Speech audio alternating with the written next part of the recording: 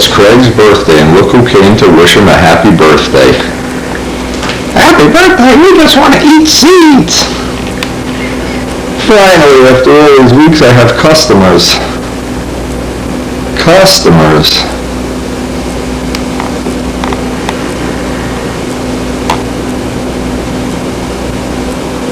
This is the way to have your Sunday breakfast.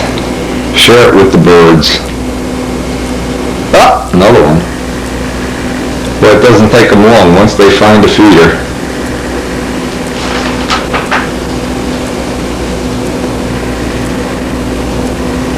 Craig will be so impressed he has customers for breakfast.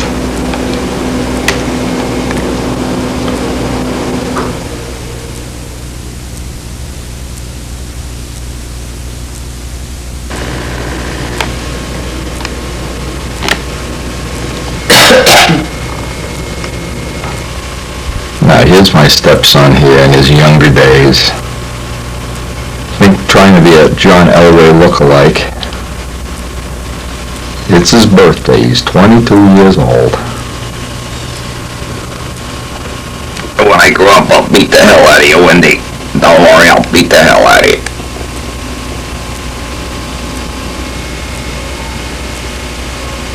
Now here he is on the Super Bowl winning, Tidy Bowl winning basketball team. He truly was a cute baby, but boy, he grew up to be a beast. But he agreed he would go on in life to make a lot of money and support me in my old age. I don't think so. Support yourself. Go make more bell cranks. Now, tell me he doesn't look like John Elway. Look at this bum.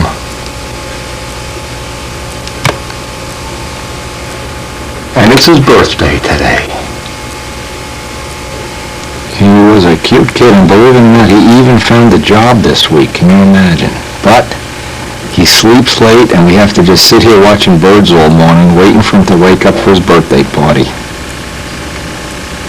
Happy birthday, Craig. Look at his mommy's making a nice pancake breakfast. Look at this. Look at this. My birthday, you know what I get? A trip to Burger King and a Big Mac. Look at this. Not true. Look at this. You get big parties for your... Look at this. Steve and Julia would be jealous. Look at this. Go away. Go away. It's birthday time. I'm ready. Wake them up already. Time to wake them up. What you do, you mix the fiberglass resin with a little bit of Cavasil, put in a little bit of epoxylite. You get pancakes. And you get pancakes. This is the latest technology. And the tune pipe comes out the other end of the pancake machine. I'm getting hungry just thinking about this. Wake them up. Let me ask you something. When you were young, did your mommy make you a breakfast like this on your birthday? Be honest now. Tell the truth. You're a good mommy, Karen. I don't care what Craig says about you and I. You're a good mommy. Yeah, definitely.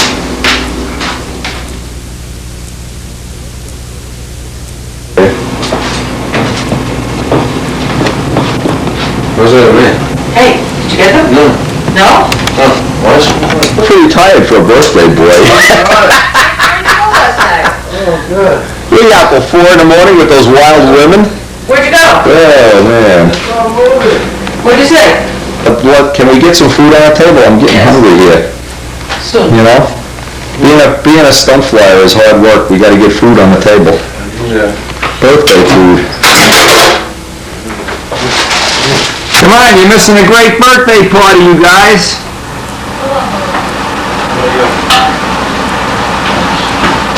Will you stop with that? It's a big birthday party for the big birthday boy. Hey! Oh no, he's got the camera. I'll put the camera away. The priest had to stop a couple of times. Recovering from a bad drug trip, Bravo. And it was a big chocolate. She was, Happy birthday to you. Happy birthday. Get the hell out of here. Happy birthday to you. Little French peasant girl comes to the birthday party. The little peasant girl. Kind of like Aunt Jemima. Oh, man. Make a wish, Craig. That we sell a lot of cardinal kits. Come on. Oh, man. Yeah.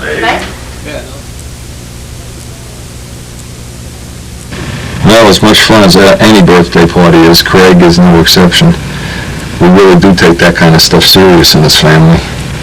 Anyway, gotta start thinking about my cowling. Gotta start thinking about whether I'm gonna have to make a new mold or I can somehow improvise, use the old one. Happy birthday, Craig! Real happy the way the rudder came out. I think that's gonna work out fine. I gotta start doing some final fine-tuning on the fuselage. And maybe, hey, even start planning out getting that wing, that spar shoved through the body and start laying out some ribs here. But what I'm trying to emphasize is here is a lot of stuff has to be done in a sequence that you can't vary too much. It's very difficult, for instance, to make the rudder when the wing and tail are in place. You need to make that before you put anything in place, if you want to make it easy on labor-wise. A lot of these things like the cowling, you probably could use the old cowling mold. Maybe I still can. I don't know. I need to improvise. I need to look around and see what the choices are. So.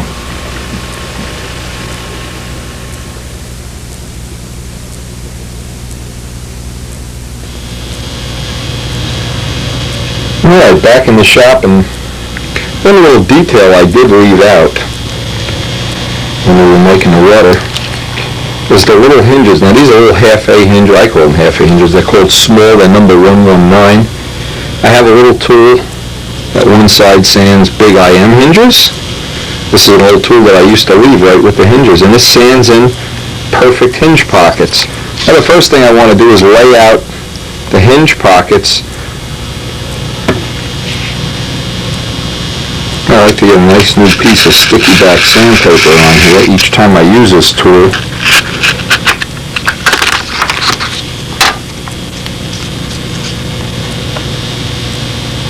Also, another good idea is just dress the edge off ever so slightly.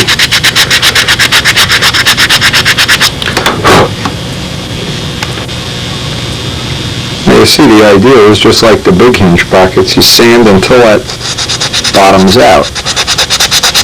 I want to lay the hinges out so I have a hinge, a space, a hinge, a space that are all pretty equal. I like that look. It looks kind of scary, even though it isn't. It just has the look of something you would see on a real airplane. This is why I always like to put new sandpaper on each time. Now that makes a hinge pocket that, even though we're going to cut all the excess off of these hinges, the hinge will fit right into that pocket.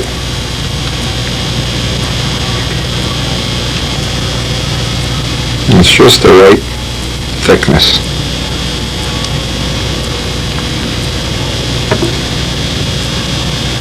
What I try to do is leave the exact same space each time I cut one. And I like that look. Again, it's just for the looks. You probably could get away if you were looking to make the ultra lightweight model of the year, leave out every other hinge or something, but I just like the scale look. It looks a lot nicer to me when it's that way. Here I'll just go and put them right in, right to the end, and see where the last one winds up.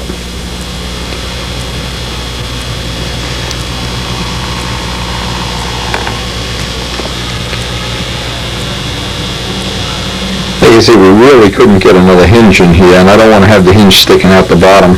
There's enough hinges on there now that it'll really be plenty. And again, if you really want to go for ultra lightweight, if you're looking to make one of these 28-ounce planes or something, what you need to do is just leave out every other hinge. Lay out two, this one. But the major thrust of this model is that it's scale.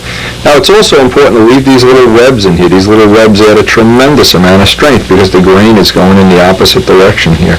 It's got an interlocking joint, almost like a furniture joint.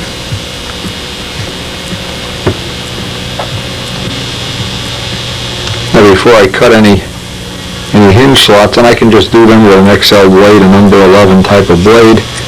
Because these hinges are so thin, I just want to connect the dots.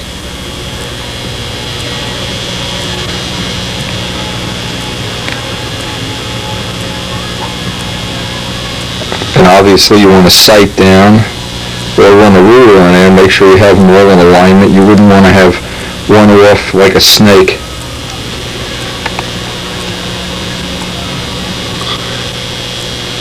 Now obviously this is a good time for a brand new blade. All I want to do is have a slot in there. And I really don't want to have it any thicker than I have to have it. I'll be cutting these down, but I just want to make sure I've got the slot a little bit thicker, so I can just pick away at it. It's a mistake to make the slot too big.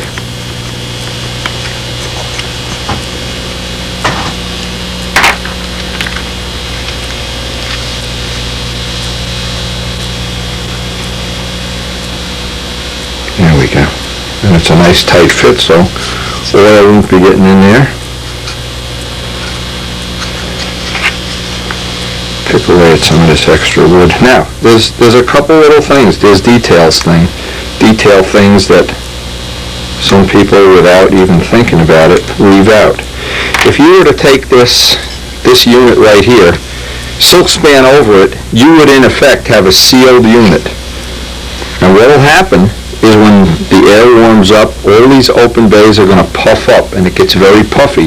So it's real important to have a pinhole between each one of the ribs, a decent sized pinhole, and somewhere down at the bottom where it's not going to be visible, have a little pinhole. Now I'll put the pinholes in with one of those nice big T-pins, but if you forget that, you'll notice on a summer day, any sealed surface, assuming you seal it with dope and that it can't leak out the hinge pockets, I don't want to take a chance that that's going to happen. So the next thing I'm going to do after I cut the hinge slots, and I'll do the rest of these off camera, is get a pin and get one or even more holes in each one of the rib bays right on center so that this can breathe. And hopefully one of these will leak, or if it doesn't, we'll put one tiny pinhole in the bottom of it after the plane is buffed out.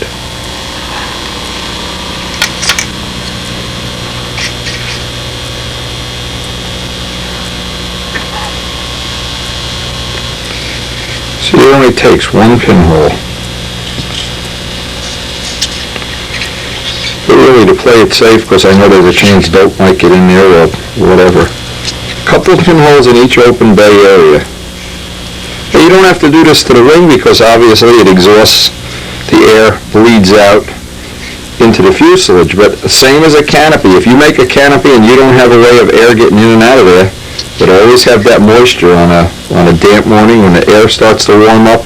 You have that cloudiness inside a canopy. This is an important step. You really don't want to leave this out. But you don't want to not realize that this is one of the things you want to have. It's the little details like this, little details. There's nothing more frustrating, and I remember putting a lot of time and energy into a real beautiful cockpit and not having it vented. The first day the sun came out, it looked like the inside of a coffee cup, inside of the windows of your car on a cold day. And that's all it takes to prevent it, those little holes.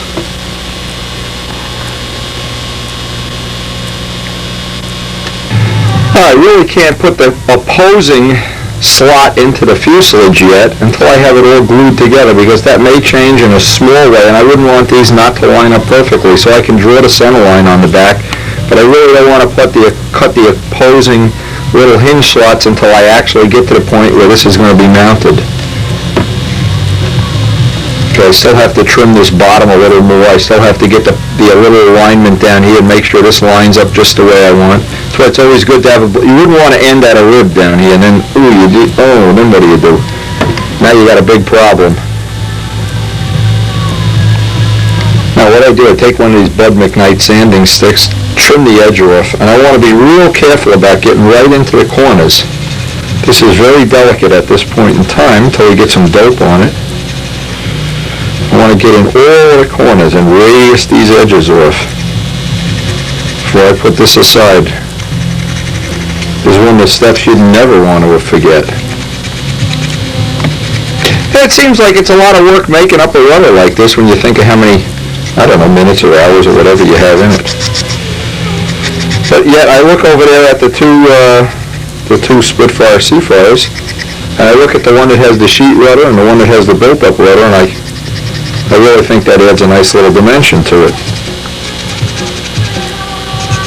Again, it's these little details. It's the little details that just take a little time, and most people want to just stick a piece of 1/8" sheet on a plane, and it's really expedient to do that, but to get that little extra, it just separates all these top-level planes. Oh, President Nixon calls just in time. Now, see, I can sand this while I'm on the phone. Another thing that's real good is to try to just go by. There's always a little bit of a hard spot of a glue seam right in between. Even after you radius all the edges off, it's good to go back with a sanding block. These are the ones Bob Martens had donated to our cause. And just, you'll always pick up the little high spot of glue that'll ultimately show through the silk span joints when that's all done. And the flimsier and flimsier you make these surfaces, the more important it is to get rid of all the imperfections as early as possible. Because you wouldn't want to have a piece like this and now have a big thing where you need 100 coats of silver and filler to fill in. You need to get, on delicate parts like this, you need to get the woodwork as accurate as possible early on if you want to maintain that they're going to be super light. And you just kiss them and you can feel. There's a little glue. You can actually feel it with your finger. You can feel any little spot and they will all show up. In fact, I feel one right here. They will all show up in that final coat of silver.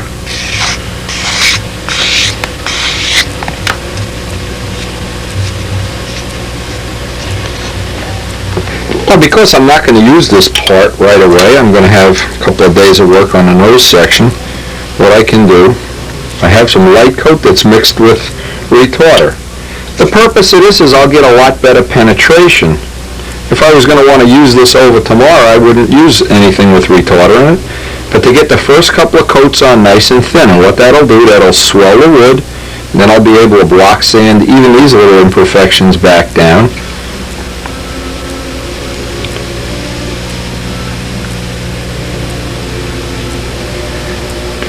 Again, I want to get all the edges radiused. And because we have such narrow, thin edges to catch on, you really want to have a good, I'd put even 4 or 5 extra coats of dope along these edges. So the dope that's in there, even after you sand it down, will be like glue. You want to get all these edges, just like a little bird cage. You get them all nice and rounded, radiused.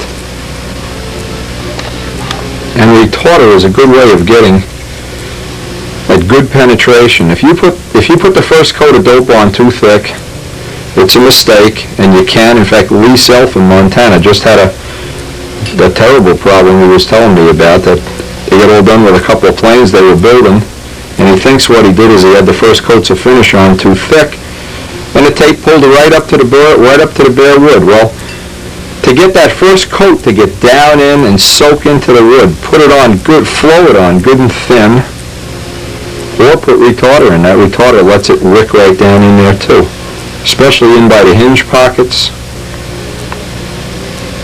Yeah, if you're really looking for that real special finish, most of it is just details. 90% of it is just the details that you're willing to take a little extra time to get the details right. Now we can basically put this outside to dry, but I'll try to go out about every 2 or 3 hours, get another coat on here and build it up so I have a good base for that silk span to stick to. Well, before I finish up, I can trim these hinges. I really need to trim everything off from the second hole out. You don't really need that amount since it's going into midair anyway. It's just going along for the ride, and these will ultimately be dyed. I may as long as I have them out, cut them and get them ready. I need 7 altogether. It's a good idea to make 8 or 9, so if one happens to get a click or a little stickiness in it, you don't have to worry. Now I expect soon to get some of the the nice XL scissors, but in the meantime, I'll just have to use the old junk I have now. That's about how much I usually take off. When those are ready to dye, I can put this aside and start working up my nose section.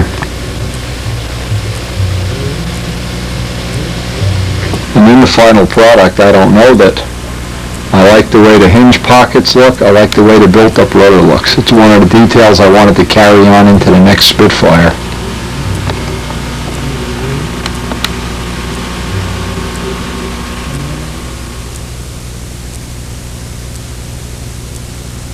Well, I have to admit, I have given it the all-American try, trying to figure a way of using this, but you can see how much wider the fuselage is.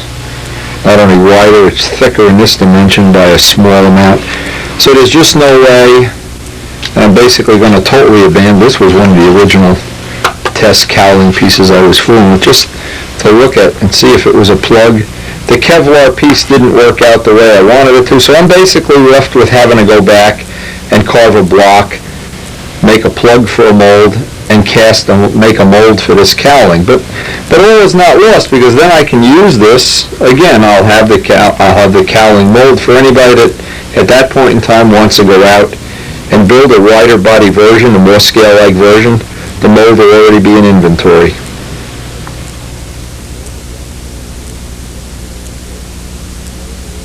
See, the original Spit and the Seafire left quite a bit of the motor exposed, and because this body is now wider and thicker, what I'm going to try to do is change this to be a little more scale-like. If we were going to try to make this extremely scale-like, this piece would come down and almost cover the whole motor, or maybe cover the whole motor, I don't know. But I'm going to get out my books and get a look at just about what that curve looks like.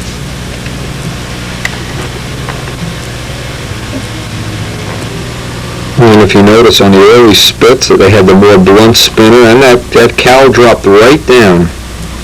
So again, that'll be something new I can try to use on this model.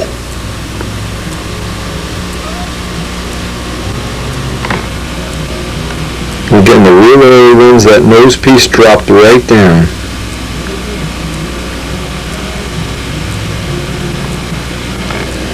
It almost looks, almost like a nobler cowling here, in fact. Now, I don't know how much of that we're going to be able to simulate, but again, I can go in that direction.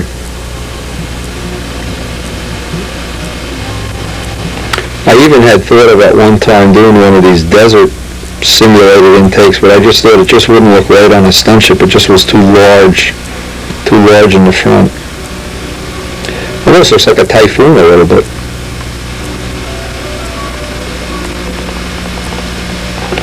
This is why I'm real particular to save all the books, and this is significant stuff. If I can upgrade the model in some small way, even in a small way like the cowling area, I think it'll be worth doing. And then I'll also have a late model cowling and an early model cowling for somebody that wants to play mix and match and make some variation of the Spitfire. We'll have a mold for almost every type of cowling.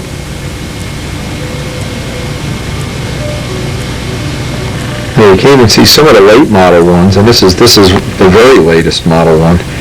They have a little chin scoop down here that, if we were doing this again, but I'd like to look at all of the options before I go off and carve a block. Get all the ideas I can in my mind.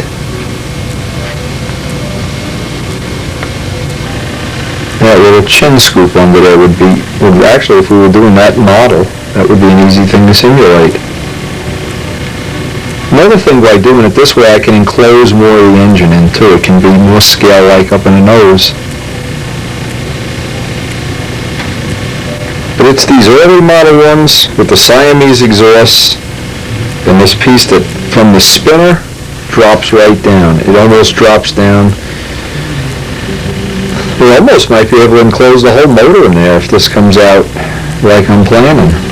But again, having the books is so critical if you want to make something scale. And this photo here, you can see the bottom. Well, I really like it. These Siamese exhausts. I'm already starting to think about how I can make those Siamese exhausts with a mold.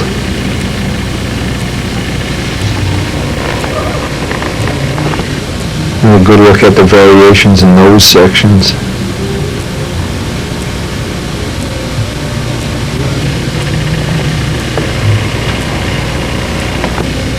Now, another thing I've been looking at in some of the books, an awful lot of them feature a camo that was both brown and green on the early Spits. But anyway, this is about the best side view I can get, so I'm going to make myself a little eyeball pattern of this curve right here.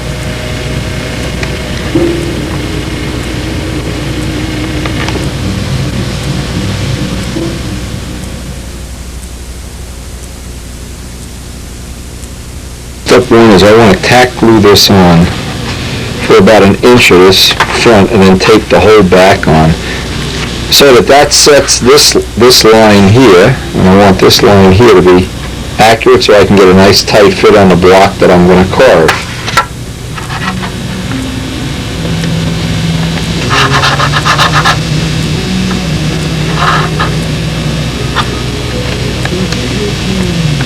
What do I want to do? I want to take a piece of Mylar because I want to make a pattern for the rough block.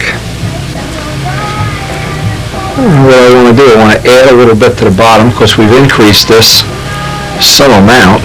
We don't know the final amount yet.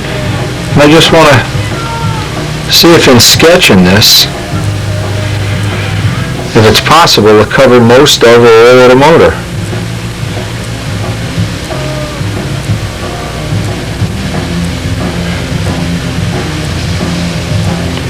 What I need to do now is look at that in relationship to the real plane.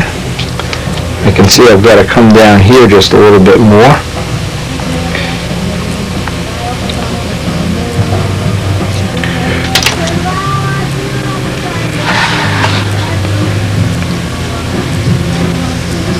I don't know now, just by looking at this will have a little more of a scale look than the chopped off cowl.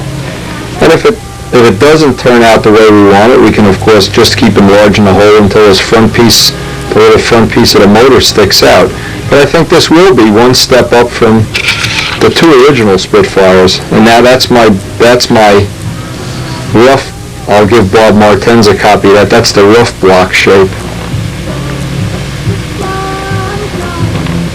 Again, always making up a pattern of Mylar or balsa for Bob for the plans.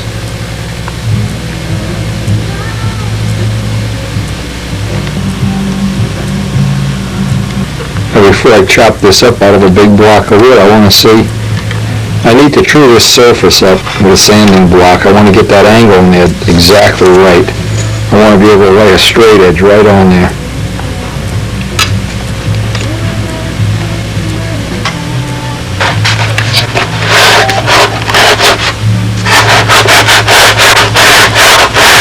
I want to start with a nice flat mating surface if I can.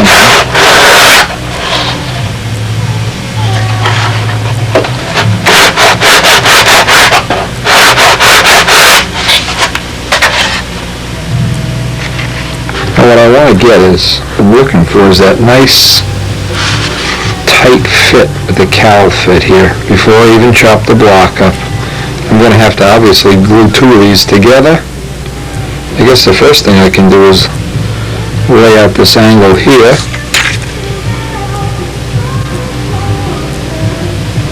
Just get a rough idea what this angle is going to be.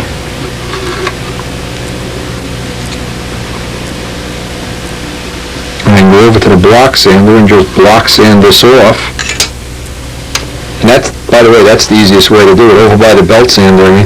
Just keep sanding, sanding, sanding until you get that angle and it fits right up into the nose ring.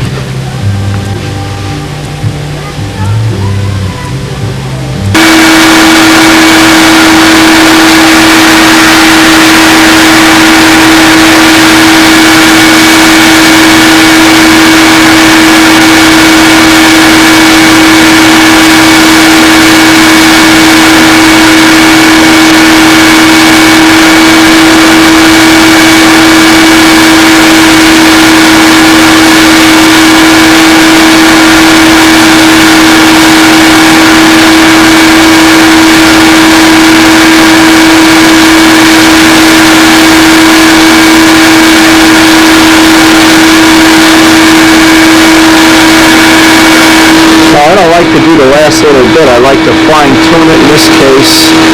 I need just a little bit more off the top to get the fit right. Usually you can get it in a couple of shots. I know I need just a little more angle.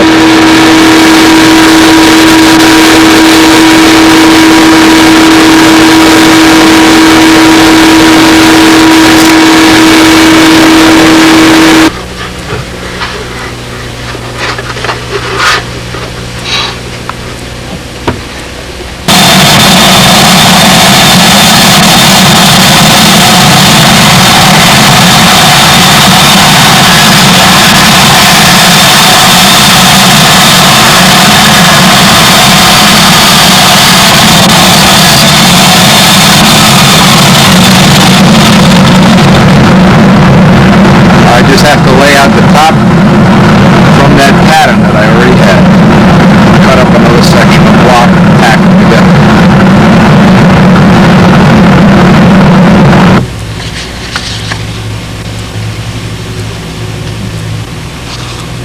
I should be able to get this with 2 pieces of block.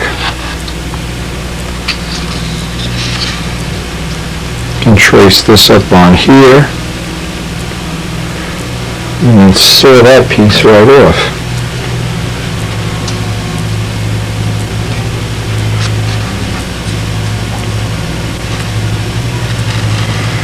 Obviously it's a good idea to make these a little bit oversized, leave the line on, whatever. Give yourself a little extra material to work with.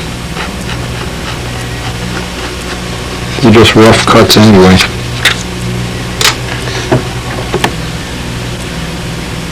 Like I said, always a good idea to leave a little extra material on there.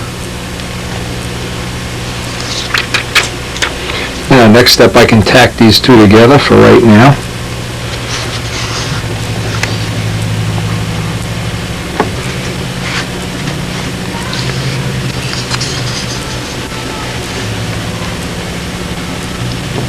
Now, with this roughed in, now I can trace along these edges.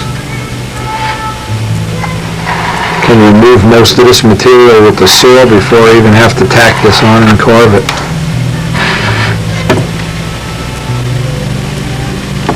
By using a saw, I can lop off most of this extra material, and I'll have a very rough block that I can start doing the carving with.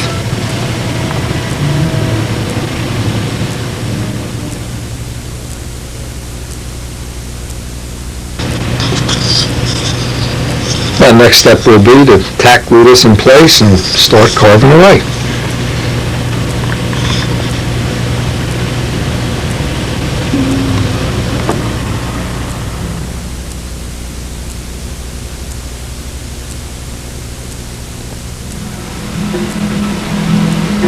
Now we thought we were going to have a painting day today, but it just didn't work out that way, as a lot of things in life do.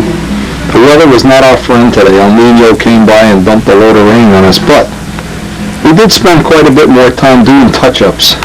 And Ken's been busy. There's 2 little things I wanted to put on the tape.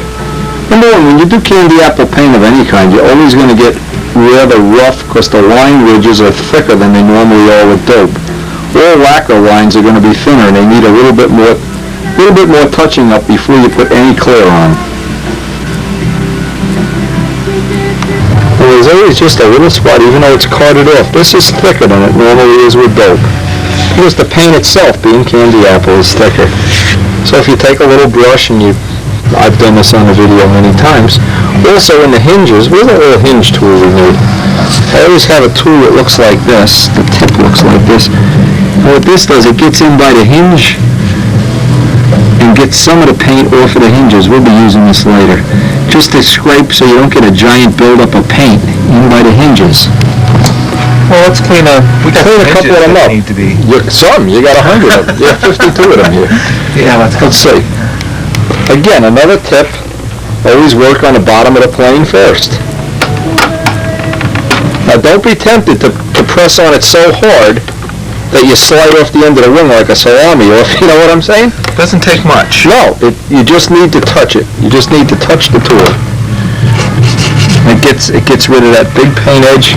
That little tool, by the way, that would be a great tool for Excel to make, one of their options. You make can give John Drodak the full credit for inventing it and all the commission checks. I'm making these already. They're $50. Sell them. 1995. Okay. But you can see what Ken is doing with it, and that really works well. Now, we're hoping tomorrow. Tomorrow is the big day. Ken has all the electronic stuff to cut foam wings. We're going to try to be over at the shop tomorrow cutting foam wings. We also would like to, in the morning, if the weather, if it ever stops raining, get some clear on this and the lettering. You're going to bring the stuff to do the lettering, right? The tissue stuff? To do the lettering, but it's not done yet. Okay. Maybe work on that. But getting all the little touch-ups on is always a good idea before you put any clear on a plane. Always a good choice.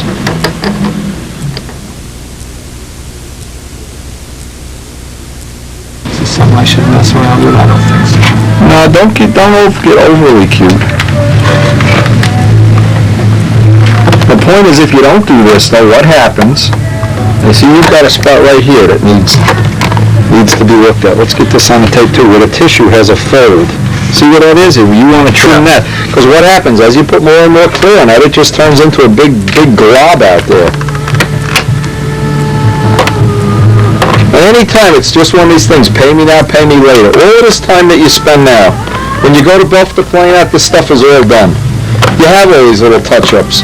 But what we're going to do, we're going to put on a real nice big thick coat of clear. Get that up by the radiator for a few days, let it dry. Then come back in and just touch these areas with sandpaper to try to knock these edges down. Put more clear on it. Then about 3 coats into that, wet sand out the whole plane. Put the last coat on with a little extra thinner in it. And this guy will pretty much be ready for be buffing out. And this paint, I'm sure, is going to buff out just beautifully. Yeah, I'd like to have this done for the stunt form. That'd be fun. So you got a month and a half. You'll have it done for the stunt form. They're all soap. You don't know how lazy I am. No, I do.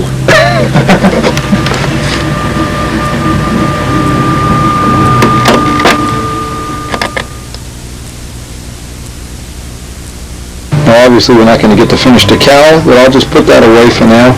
But anytime you're in an environment like this, what we're trying to do, trying to work on several projects at once, well, if I can get this project done and get the clear drying, then while I'm working on this, see, I can bounce back and forth, but it would be pointless to be working on this and waste a day that the paint could be drying because we have such limited time here with Ken's working on the new shop and everything, so we're trying to maximize all the time that we have available and not waste any of it.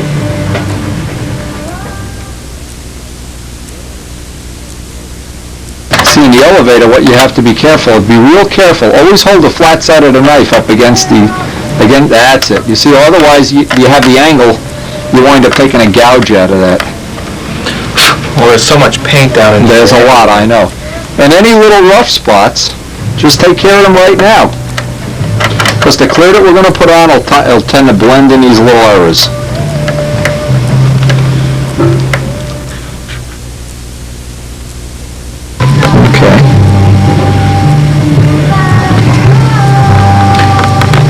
What Kenny just mentioned off camera, and I think it's worth repeating, is a lot of people think that the people that basically over the years have built beautiful mobiles, beautiful planes, you pull up the tape and everything's perfect every step of the way. Well, it may be for some people, but it has never been for me.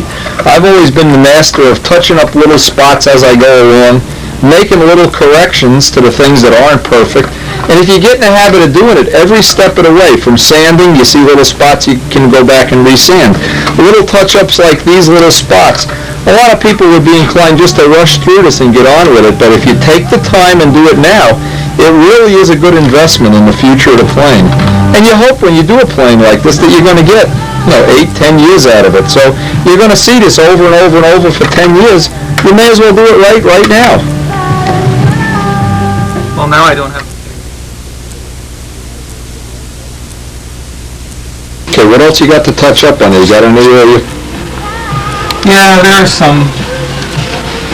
I have to figure out which side it's on there. So Be fussy about it. Of candy. You got it. Don't forget, under fluorescent lights, when you have fluorescent lights, mistakes show a lot more than they do in sunshine. Now here's the area I was talking about. Right here, we had some places that didn't have any candy on them, Okay. and I have a 0, 0, and a 000 brush here. These are photo retouching brushes. And what they teach you in photography school is not to go in and brush something, but you just want to go in and stipple until a dot in a negative or a photograph goes away. So just put a little bit of paint on here, and I want to go in and you just keep dotting that. Just using a lot of little dots. Just a lot of little dots, and you watch for this, and at a certain point it just drops out of sight. And they use that in I never even heard of that. Yeah. And Shows you now, what I did in photography if you school. look close enough, you see that that little place isn't gone, but it's almost impossible to see. And the clear will help melt that in, because you still have a lot of orange peel here anyway. It's going to disappear when you put the clear and buff it out. And it only takes a few dots, and that isn't filled, but it goes away. So.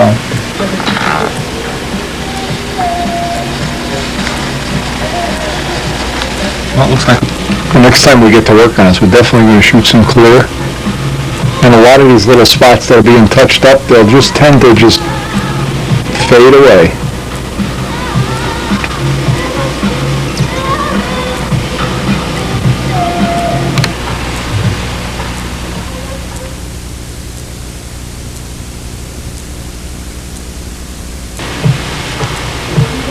It's really just a question of patience, picking away at it, and just no matter what, just never quitting and saying that's enough. you have to keep going.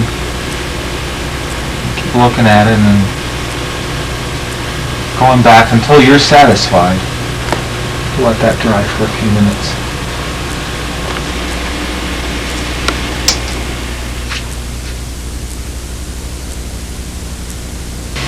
Now this part already has 5 coats of clear on it. It's just starting to develop a little bit of a shine. I'd like to show this up close.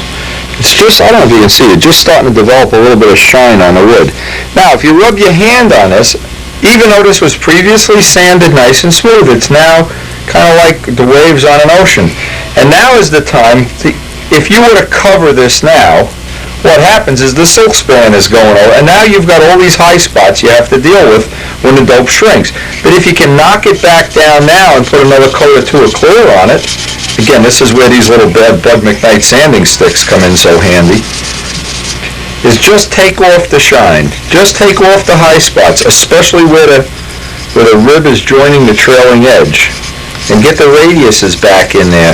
All of this little detail stuff, what happens now when you go to cover it, the covering is going over everything that's smooth. You don't have a lot of 50 or 60 resandings to get it back down to nice and flat. And the flimsier the structure is, the more important it is to do this, because you don't want to go through all this work and then have to add a pound and a half of filler to bring it up to a nice smooth finish.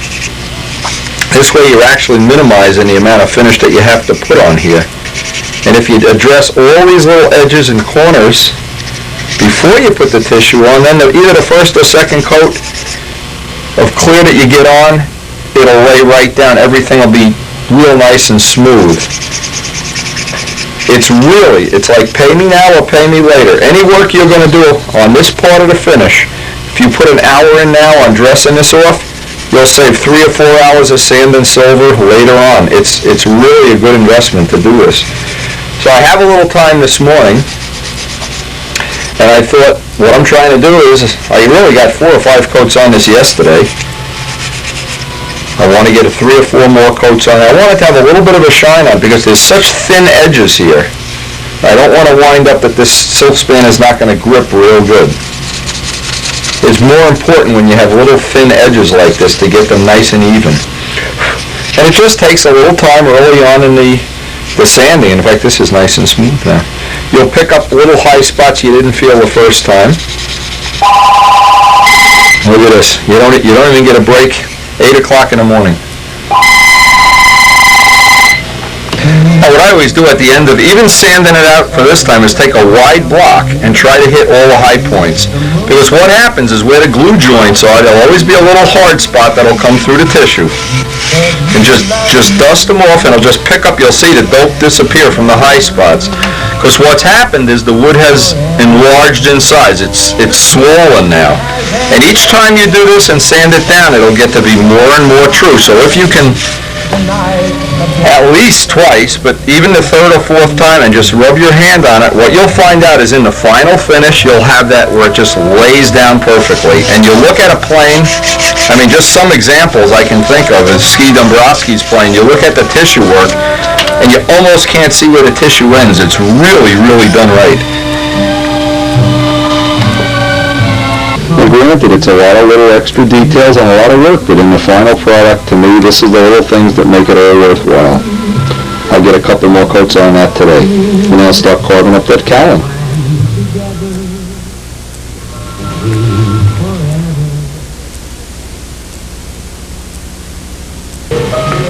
Now, somewhere around, the fifth coat or so, when you put a coat on, it should stay nice and shiny. You should see that little gloss of dope before you put any tissue on. And I think one of the things a lot of people have run into a little landmine, finishing-wise, is they don't get enough dope underneath the tissue. And what happens, somewhere down the road, the tissue comes up. You pull up the tape and up comes this tissue like saran wrap. Well, it's just one of the things I guess you could pick up off of this video. You could pick it up off any video, really. Get enough dope underneath the tissue. It's not, even if you have extra, it's going to bleed up through the tissue. It's not like you're saving anything by doing it, because if there's not enough under the tissue, you're just going to put it on top of the tissue. You have to build that substrate. And it's going to take so much material no matter how you do it. By the way, what this does that's real nice, if you leave out this step of radius and everything off, of putting the dope on the cap strips, what happens is, now later on, this is raw wood, and you're putting tissue over this, and it's picking up every imperfection in the wood as it swells, and now you can't really sand it down. Right now, though, with the dope on it, I can radius these off to where they're almost perfect. So it's just one of those little details. You look at a plane in the front row, and you say, gee, how did he do that? Gee whiz. Little details. And if you could take even an ordinary plane and just fill it full of the little details, you'd probably move up one row in appearance, or you'd probably be a lot happier with the plane, more enthusiastic about it.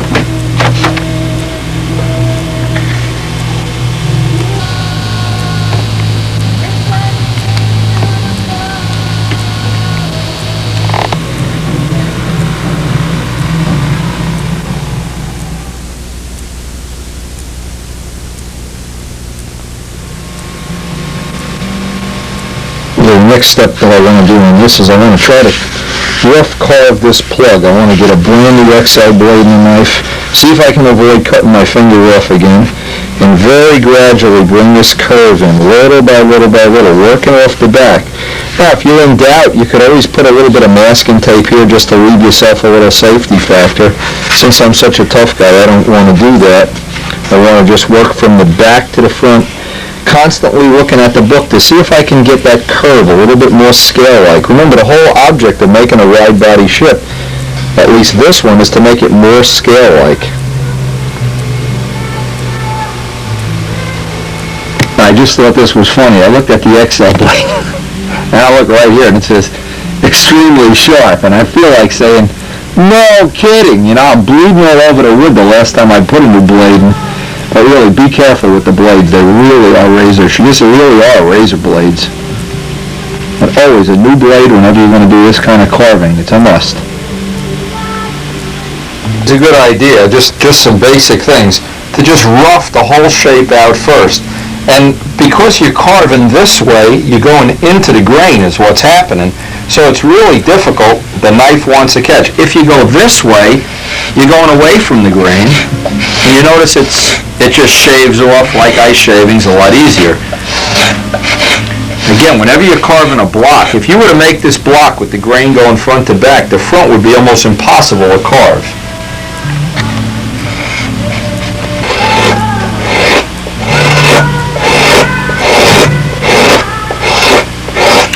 extremely sharp. Well, they are not kidding. My hand is still sore from that last one.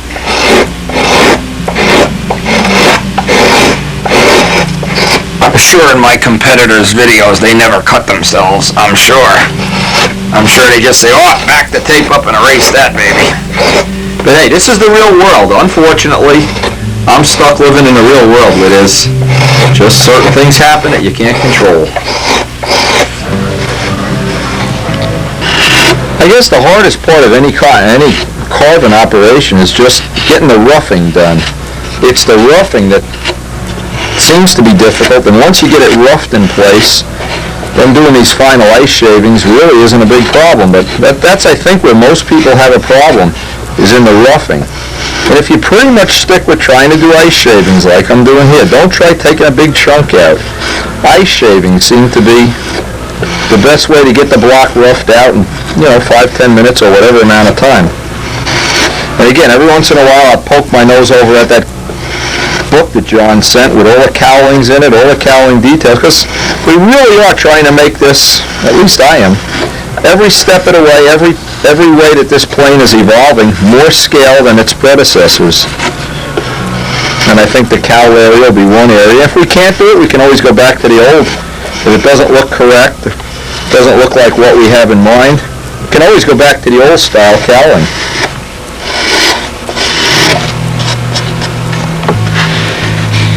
I always work one side. I like to work one side anyway, down to a center line, an imaginary center line, and then match up the other side.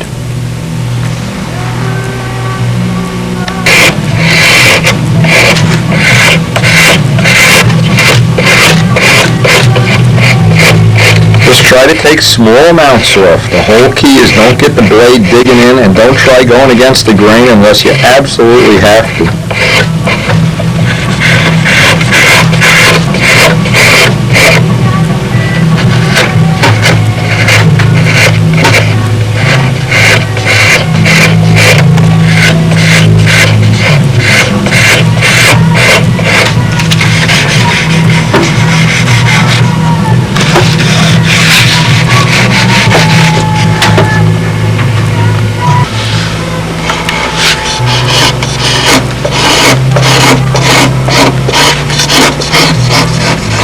See, if you have the tape there, it'll give you a little extra clearance, but I think this block is soft enough. And that's another good thing about doing this. You don't need to use up a good block. In this case, this is a very mediocre block. You don't need to use up a good block. You can just go buy a block at the hobby shop, the cheapest one you can, and make the mold plug. You don't need to be dealing with that, oh my God, I can't find that super light piece of wood, and then it's so delicate, you touch it and it breaks. Plane nose is over, and there you have a broken cowling.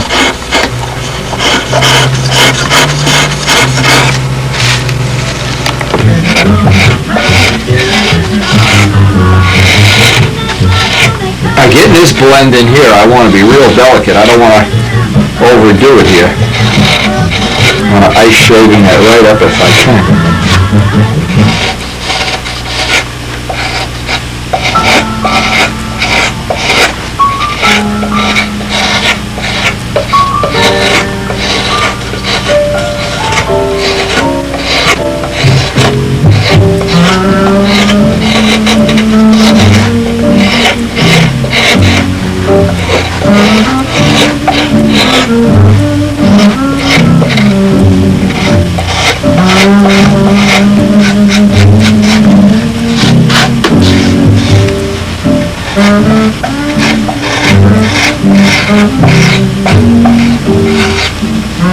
As you get down to the final little bit, you want to get the shavings smaller and smaller.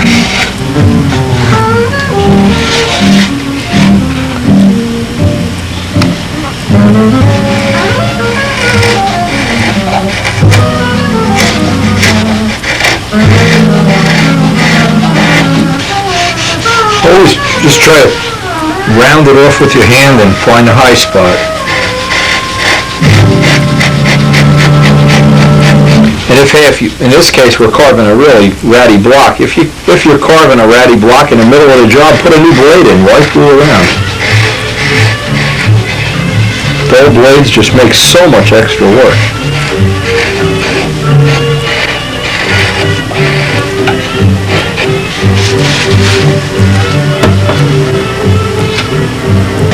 I can feel one side is a little higher than the other, so I can start working the high side down.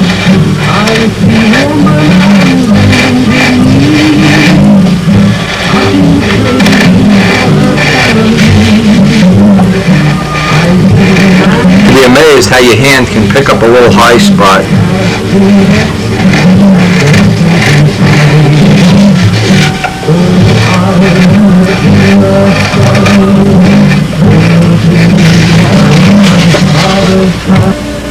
Now, a little referral to the pointer, I can see, I'm just starting to see the profile of the head sticking out, and that's about where I want that curve to be. Now I want to taper the back end, and I'll do most of this with a sanding block. I'm sneaking up on having as much of a curve there as I possibly can.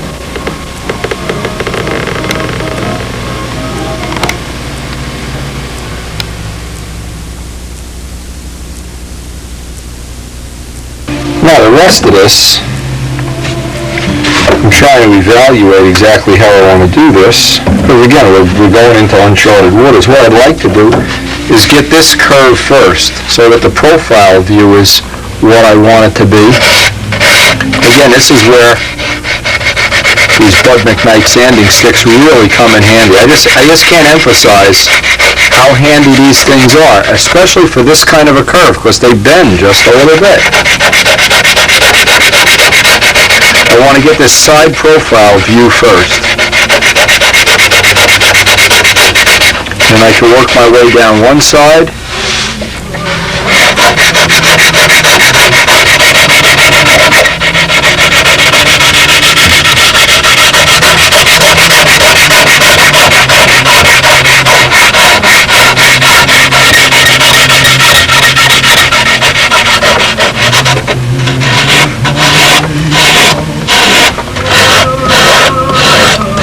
And again, I want to get the fits real accurate, because once this is cast in fiberglass, I don't want to have to sand away or in some way disturb this. I want this fit as good as I can get it before I make this mold.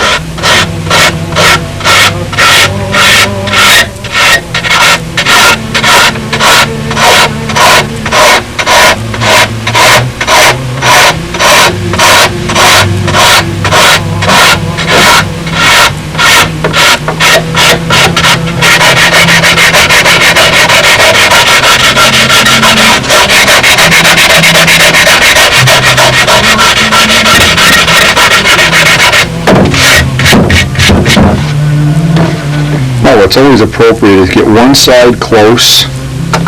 This side is now using your hand. Your hand is the indicator of trying to get it to blend, all blending and flowing into the spinner back plate. Profile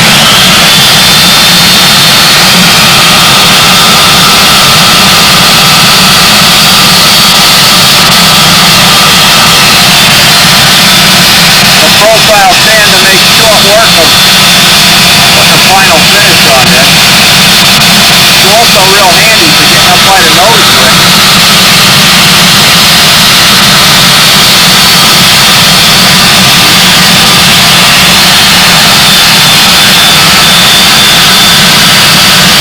Found a lot of uses for this tool so far, really handy.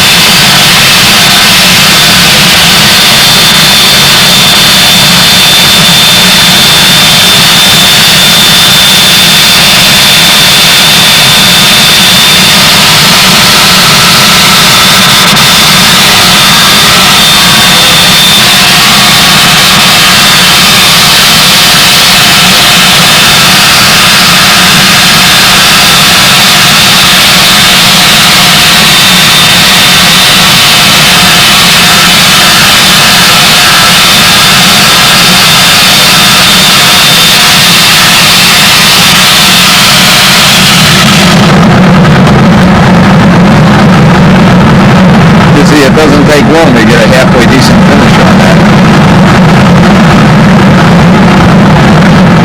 Now, if you know how difficult it always is to, when you're trying to sand this by hand, you never can get in and get this fluted curve here.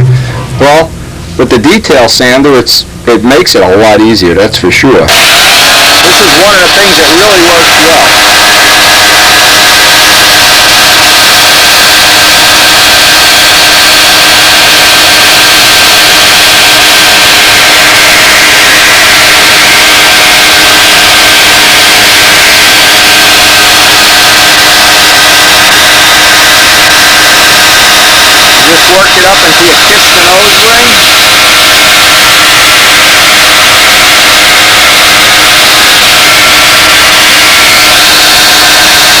up until you kiss the nose ring. A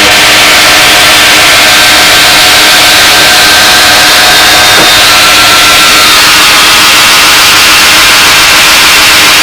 Now it's also real handy for getting this seam blended in. Just do a blend cut.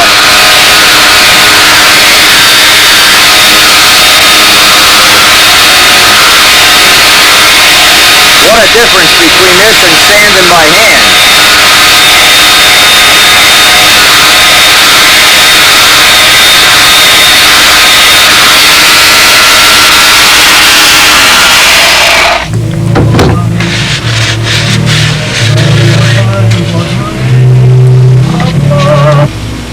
It looks like we're just going to have the tip of the head peeking out, so I don't know what that inlet or outlet is going to look like.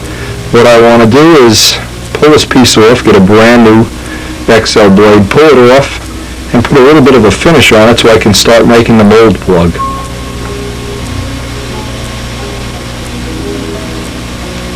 And again, only time will tell if we've captured the look that we want.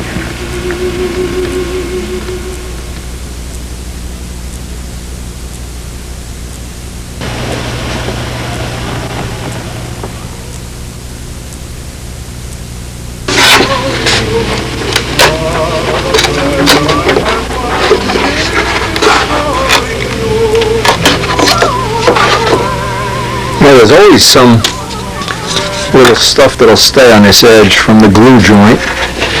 The first thing I want to do is clean this glue joint up.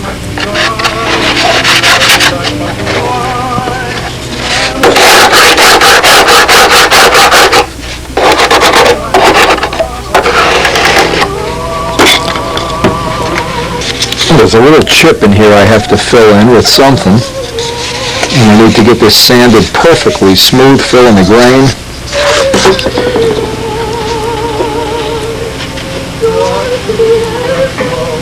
What I need to do is make a base plate up for this, which will now be the plug. I don't want to waste any more of this molding rubber than I have to, so obviously I can trim this back. It doesn't have to be perfectly square or anything. It'll just save me some molding material, and this stuff is expensive.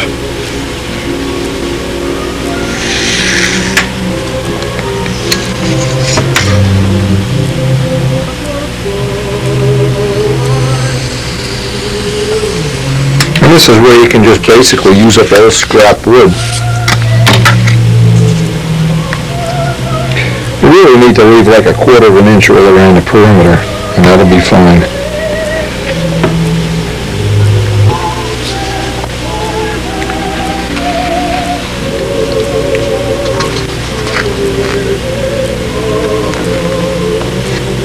Need to get a little plug for you, a little filler plug. If you have a little dent in the mold, right now is a good time to fix it. Just make a little, like a cork to go in there, and then sand it down.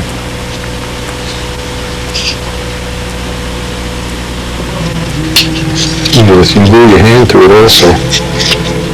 And I'll just shave that down.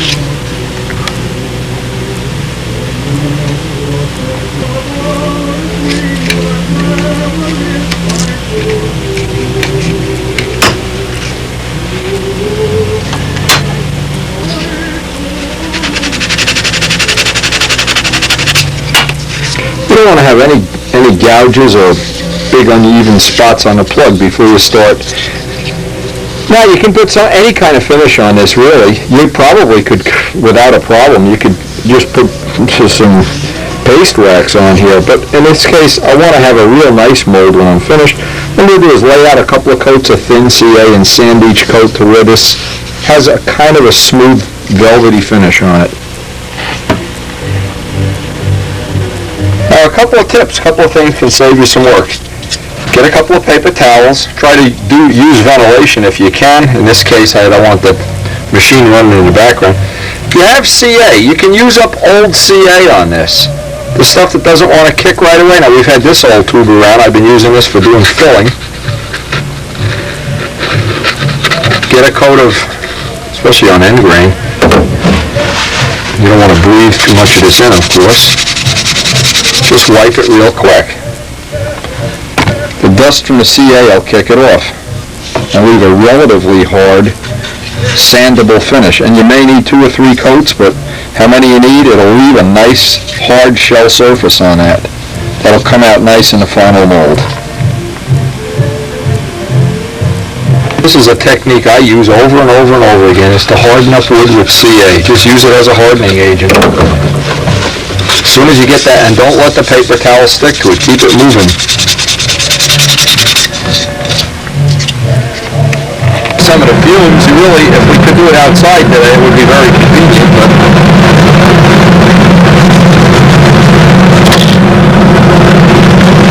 try not to glue your hand to the part. That always happens.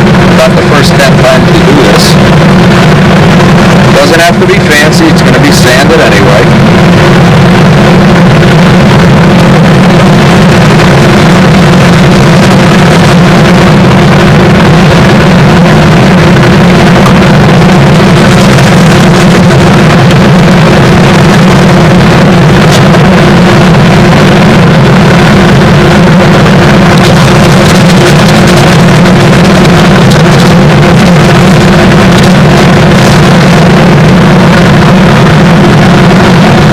Now, what's handy for sanding this type of a shape is one with soft rubber blocks.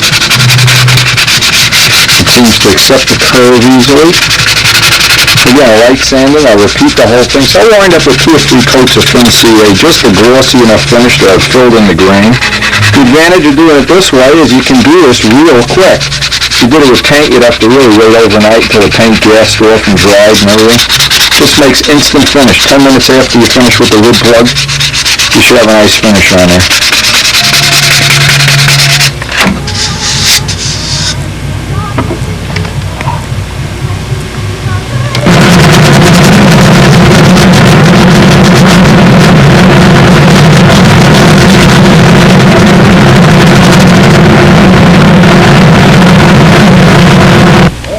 The next thing I want to do is give this a couple of coats of PVA. It's polyvinyl alcohol.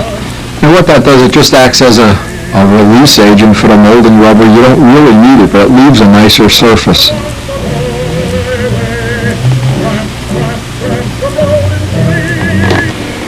PVA you actually can buy in smaller amounts. I wound up buying it in gallons.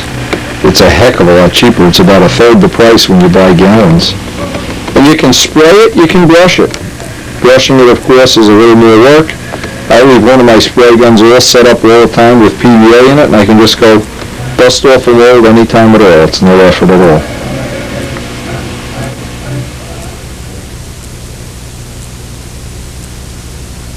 Now, some tips about spraying PVA. You spray with 60, 70 pounds of pressure, a lot of pressure anyway, even more. They tell you to shoot with 90. Thin coats, a lot of thin coats are a lot better than trying to blow on one heavy wet coat, because what happens, it takes a while to dry and it all seems to drip down and drool if you put it on too heavy. So rather than take a chance, I'll spray this once every maybe an hour or so. I'll put it up by a heating vent, try to get 3 or 4 coats on, and what it'll do, it'll leave a nice glossy sheen that comes out in the mold.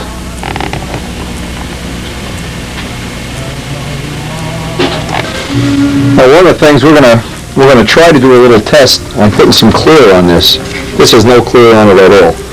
But the thing is, it's right on the verge of being too humid, but the temperature is high. It was like 50 degrees out there or something. Yeah, it's about 50. It's warm, but it's very humid. It looks like we're going to get El Nino tomorrow or something. They're predicting snow. So what we'd like to do, if we possibly could, is get a coat of clear on this and get it up by the heating vent in Kenny's shop, or unit by Kenny's house. But the problem is, you don't want to take the whole model out. Here's the problem. And then a half hour later it blushes. So it's always a good idea to do a little test. The tip weight box is good. Cowling is good. Make up a little fixture. Shoot some clear on, mix the way you think you're going to need some retarder or not need some retarder, but then give it a half hour to dry. And if it fogs up, you don't paint that day. If it doesn't fog up, you might want to do it in the bottom of the plane and give it a half hour to see, but you don't want to get involved in something that looks good when you put it on, and now a half hour later it all starts to fog up like a window in a shower door.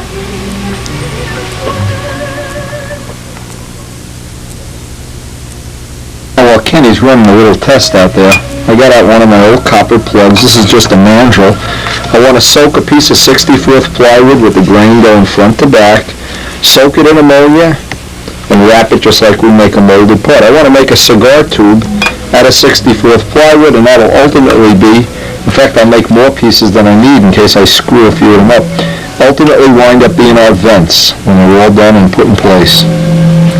Now, this way, this can be sitting overnight.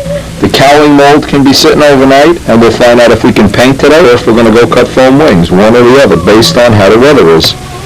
We're always having to work around the weather here. I always liked the way those vents looked on all the models. They all have them. And usually, it's not that difficult to do, but it's something you have to lay out every step, and if you don't do it in the sequence, it gets to be a problem. You can create a lot of problems. You can let oil bleed back into the back of the fuselage if that isn't a sealed area, or if these vents are too small, if they don't allow enough air out. Now, of course, our front shape is going to be totally different. I don't know how this is ultimately going to look. Our shape comes up over more of the motor. But again, this is the fun of having a model like this, is each one can just be a little bit different, like children. Each one can just be a little bit, have a little personality of its own, a little different.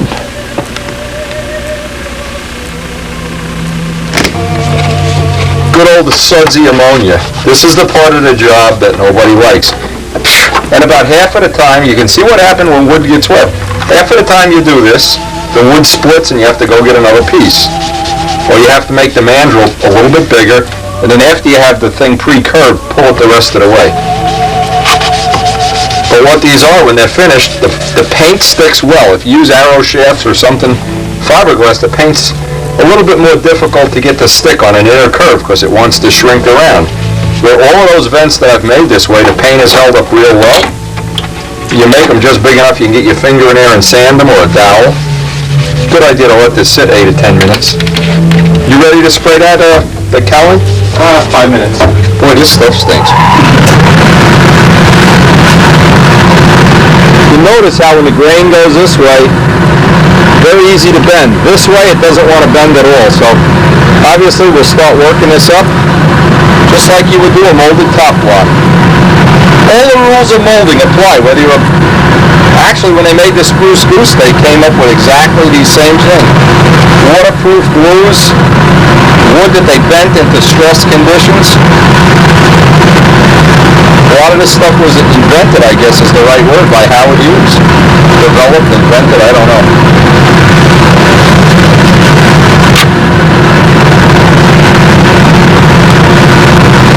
Nice thing about being the inventor of some new technique or anything really, as soon as you invent it, 9 other people invent it on exactly the same day and they all claim they invented it too, so there's no point getting too crazy about it. Just start working the plywood little by little by little, get it to start to conform. If it splits, just got to go back to square one, get another piece of plywood. A lot of times you don't even need a mandrel, you can just work it in this way.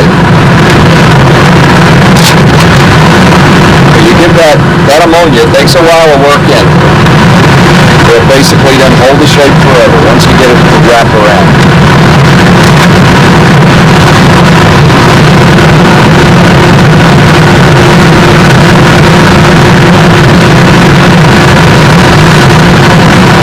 I got the aluminum tube inside.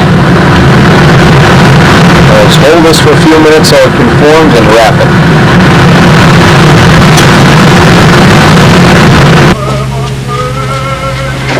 Let's make a little mummy out of it. Now if you ever want to make even smaller radiuses, the way to do it is to do this operation, let it dry, then take it out, and then re-ammonize it and squeeze it the rest of the way. Get it almost like pre-bending it. I've gotten them down to where they're a lot smaller than this, where you can't even get your finger inside. But doing them this size, you can usually do in one stroke of the pen, more or less. And tomorrow I'll put this up by a heating vent. Tomorrow this will be ready to, if we get to that step. Just hope we don't get the big El Nino whack on the head again. You know, we're just checking the pond. All the fish are dormant. They're in kind of in hibernation. You know, if you can't even see them. But we're looking at the pond to see if it is raining. There's little drops of rain coming down, but we're trying to beat the rain on this.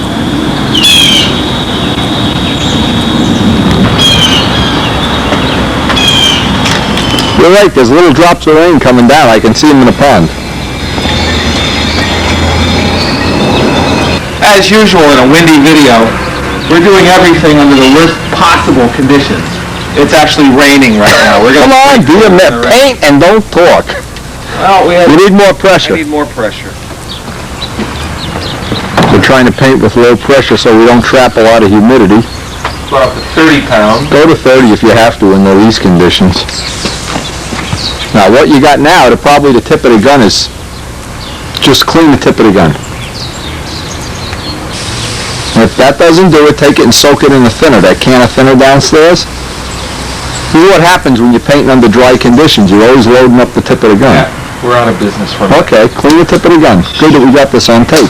These are the things that happen in the real world.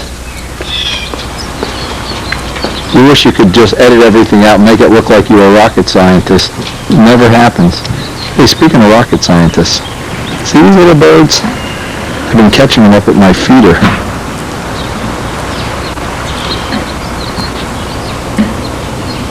Up! I love birds. I love fish. Look at this guy. It's like a little frog. Jump, jump, walk!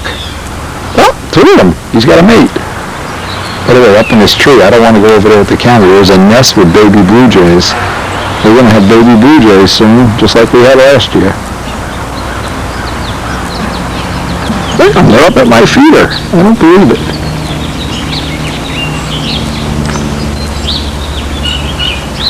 Well, what we always do, we leave a can of thinner and just shake it around, let it sit in there. It'll work perfectly now, trust me. It does have dry paint on it. Yeah, because we're spraying dry. When you're spraying with low pressure and the paint is thick, like it is on the conditions we were spraying the little Brodak Cardinal on, that tip is constantly clogging up. It's a good tip to have on a video. But what I always try to do with the videos is put things on that really happen. This stuff really happens. You can't live in a world where the gun doesn't clog and a compressor never breaks, and I wish we could, but I just haven't figured out how to do it yet. I guess being rich helps to a certain degree. NASA helps a lot.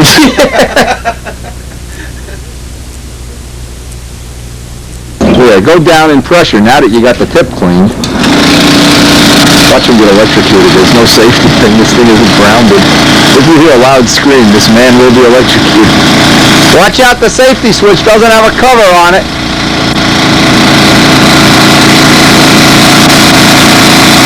What the hell's he doing? Painting my motorcycle? Get the hell away from that motorcycle. Paint your plane. Come on, it's raining out here, man. Okay, we got 20 pounds. It's raining, believe me. Go ahead. You got 20 and you're spraying good. Okay. Show everybody what an expert you are.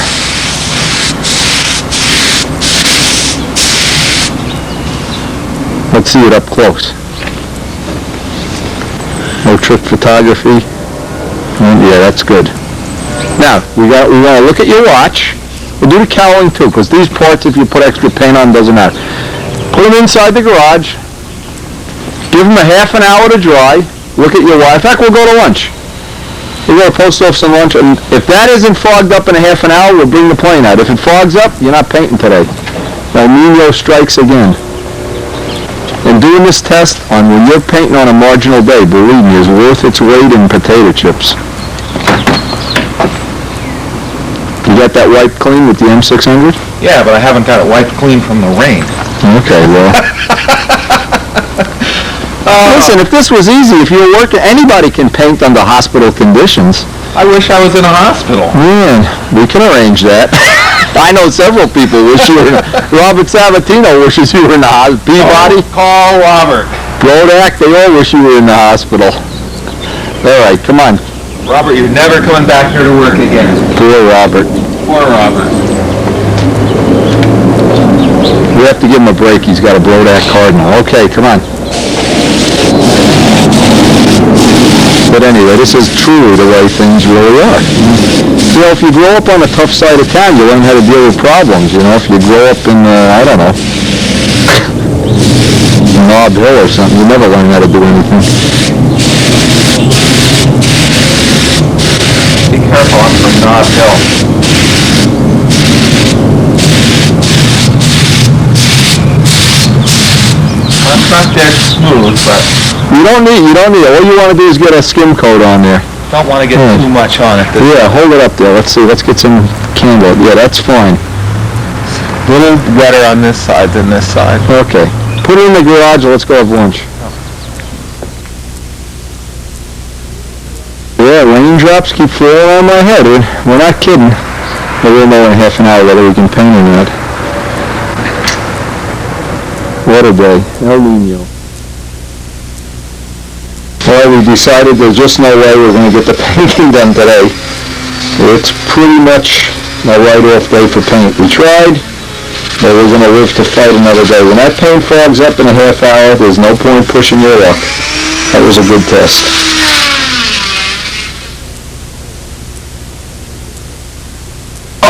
Well, if we can't paint, we're going to work in Ken's shop. We're running a little test here, an interesting test.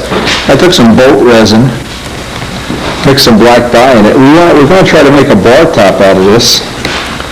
But I also wanted to know if this resin with the dye was going to make a good surface. What I want to do is like a decoupage job, and there's pictures. There's a picture underneath that block of wood. We're trying to see if this will work, that we can make a bar top. George has this thing that folds out into a bar for the firehouse, and we want to laminate all pictures.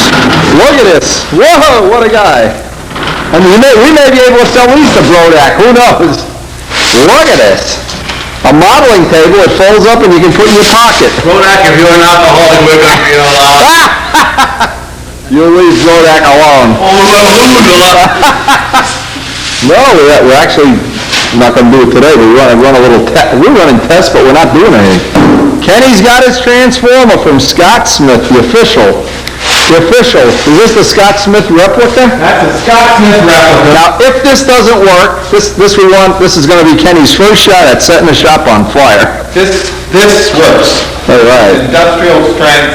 Industrial strength. Okay, let's see that wire heat up. Oh, I like it. Can you shave with that? Well, Oh, man. it'd be painful, but, Come on, sure. cut away, baby. There you go. I smell smoke. I smell formaldehyde gas. Now we can make, Make me a prowler wing. What are you going to make, a prowler wing? well, first I want to see if I can make some 90-degree cuts in this. We're still lacking one more fixture for What's the fixture that you need? The T? The T? Like the two T-squares? Okay. We're marking this momentous moment in history. Kenny's the first wing that cuts his finger off here. George's bar, hey, listen, in case we can't make any money, we'll just get drunk. I like it. Well, you know, when I was a kid, my mother used to rub my gums down with wine when I was teething. Didn't make your teeth feel good. I had purple gums, but I was happy. I was drunk, but I was happy. We're still happy. still happy.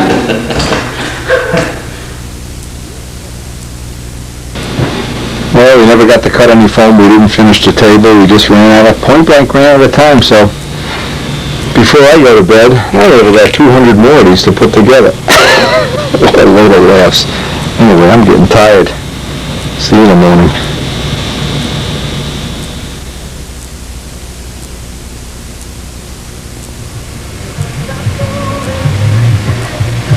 Well, we got some work done at the shop. Today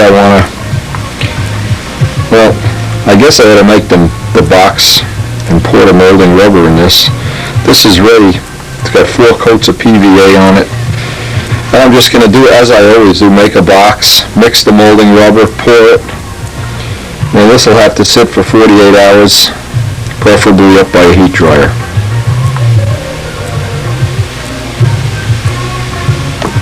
One thing you can do with a box like this, if you want to make a real quick molding box, just cut each piece a little bit longer than it has to be. And you can just, by alternating edges, just start at one end, work to the other end. And what you wind up with is the easiest box that you can possibly have to make any kind of a mold box. The box is going to be thrown away when we're done. Good time to use up that heavy balsa wood that you always seem to have plenty of in the shop. Just cut each piece just a 1/4 inch or so bigger than it has to be. If you make the box so every other alternate leg just hangs over, what you wind up with, you don't have to do any precision fits. It just makes making a box a real quick and easy thing. Each one of the corners will have a piece that hangs off. So it just makes, it's just a way of shortening the amount of time you have to do to try to get all the seams and edges right. This makes it that you can do it very quickly.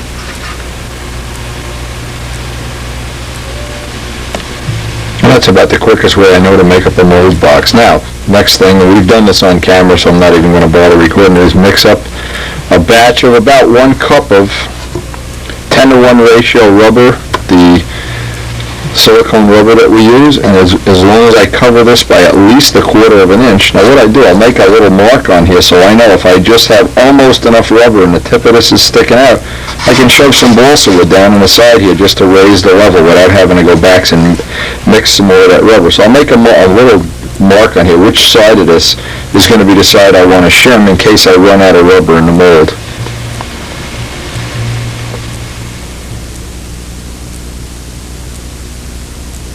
I always want to look around. I see a little pinhole down there. Anywhere there's a little pinhole that the rubber can leak out, you just want to seal it with some, see right down in the corner there.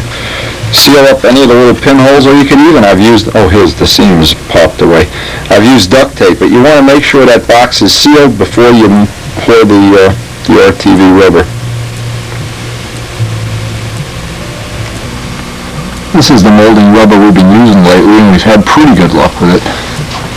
And the catalyst, of course. You can usually get this at your local art supply store if you can't find it anywhere. I know they'll mail order it to you. I'm looking for the phone number. Phone number 610-559-8620, just in case you can't find it. A pail like this was about $130. It's 10 pounds when it's done. And you get about 6 molds out of it, 5-6 of these molds, so probably you can figure the $20 to $30 the cost of the molding rubber in any kind of a small mold like this.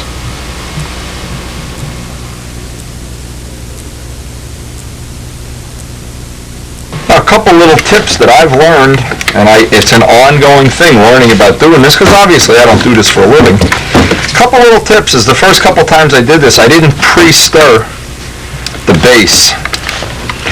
And I just I went through it, and there was a couple little spots on the mold where it didn't cure exactly the way I wanted on that spar mold. But having spoken to the rep up at Pearl Art Supply, maybe give me some ideas, and he says, did you stir it first? He said, what I'm doing just what he said. Take a wooden spoon, or in this case a yardstick, and stir the material. It reduces the viscosity, and when it reduces the viscosity, what happens is it accepts the catalyst better, and you don't get that marbling effect where some of the rubber might not cure. And these were only small imperfections, but again, what we're looking for is to make things as good as we possibly can and pass that information on, not hoard it and not... I can see this is getting thinner already, so what he's saying is absolutely true.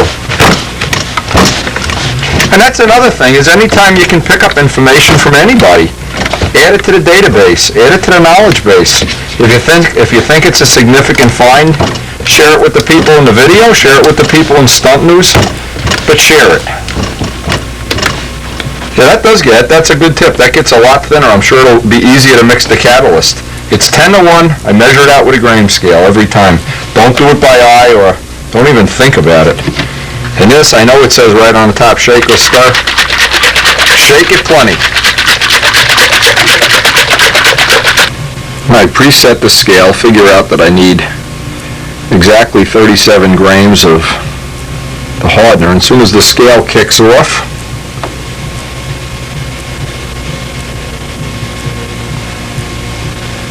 as soon as that scale bottoms, I'll have exactly the right amount of hardener. Of course, you could weigh it in two separate containers, but then you can never really scrape the last little bit out of that second container. Come on, baby, here we go. There it goes.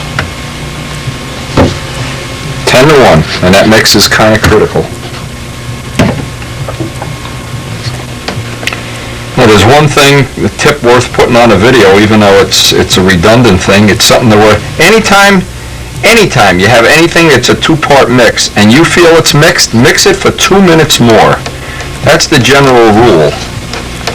Keep mixing it, because even though this looks like it's totally catalyzed, when you go to pour it, what's at the bottom, where you'll see little white marbleized strips through it, any kind of a two-part mix, especially molding rubber, is prone to not really be mixed as well as you think it is. Take the extra minute. It just saves from having little bad spots in the final mold. And when you see the final mold, how nice it is, the smooth surface, you'll always be glad you don't have a little river where the rubber isn't catalyzed going right through it. And that's a lesson I've really learned the hard way from doing this over and over and trying to figure out what would be the shortcuts. You know, if I had the video that I made right in the beginning, boy, could I have saved a lot of time and money. I could have been somebody. I could have been a contender. Anyway, that's about ready to pour now. Another tip, it's good to put about half of the amount in here and then keep mixing it inside the mold. Even look for those little rivers of little marbleized spots where the catalyst isn't really as good as it should be. Isn't mixed as it's really difficult to mix this stuff. I'm sure in industry they have tricks that, you know, that they're not going to share with you, that's for sure, but prioritized information. But getting this stuff mixed is absolutely critical. And I get this mixed. Now, as I'm pouring, the next little bit, you see, I don't know if you can see, there's little rivers that it isn't totally catalyzed. And usually they're at the bottom, so I can give this another mix. Pour a little more in. And we want to do it little by little by little because I want all the air bubbles to rise away from the mold, from gravity. This usually sits 24 to 48 hours, and in that time the air bubbles are lighted and the rubber around it, so they tend to rise to the surface. That's why I don't know if it's my invention or what, but having a mold this way with the part at the bottom seems to be the way to go. Now, I made the landing gear mold. The part was at the top and all the bubbles floated to the top. I had a lot of hand finishing. With this kind of a part, there's almost no hand finishing, like with a nobler cowl. Very little hand finishing.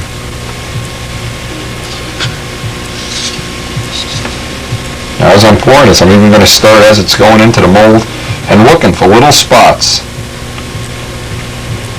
Again, with so many people using this technique, can't wait to see it. Then that's if anybody's got some tips they can pass along to me for a change. We'll hope.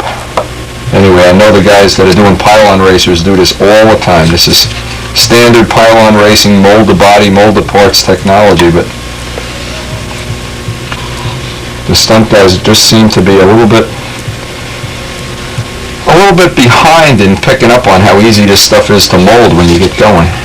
Oh, now see, here's the whole deal. Now you can see where it isn't catalyzed. Now I'll get in here and catalyze this. This is what happened with my spar mold, why I had a little ribbon of uncatalyzed rubber running around one end. And even this spot down in the mold there, I want to get it all catalyzed. Real important. That in itself is worth the effort of watching 2 hours of video to pick up one good tip that you can use. Anything two-part.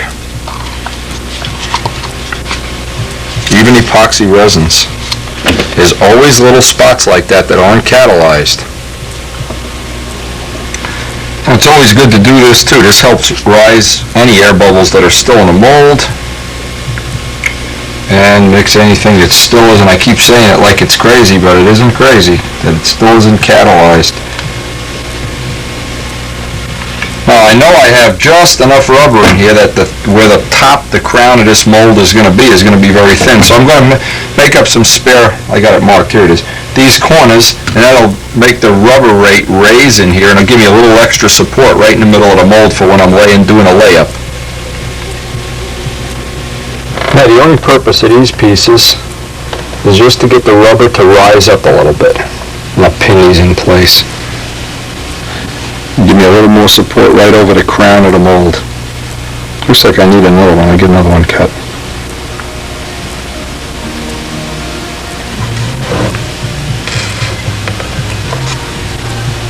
And the only purpose of the pin is just to hold this in place. This doesn't have to really be fancy in any way. I think one of the problems in the very beginning when I was doing the first couple of molds is I was unsure of mixing the material. I was unsure what material to use. You see all the air bubbles floating up to the top? That's only been sitting there 15, 20 minutes. And you already have quite a few air bubbles floating up there. But hey, the hope is that from a couple of the little videos that you'll be able, if you choose to do this, and I find this kind of modeling to be very challenging. And once these molds are made, of course, it's a piece of cake.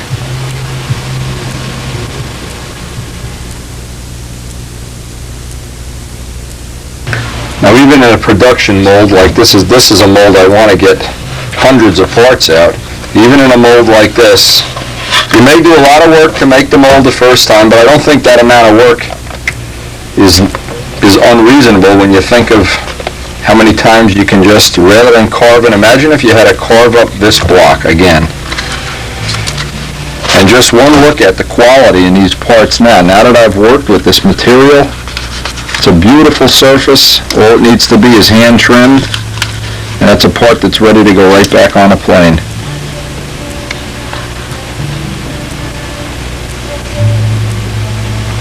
And this is what I like, is you can just keep making them over and over and over and over.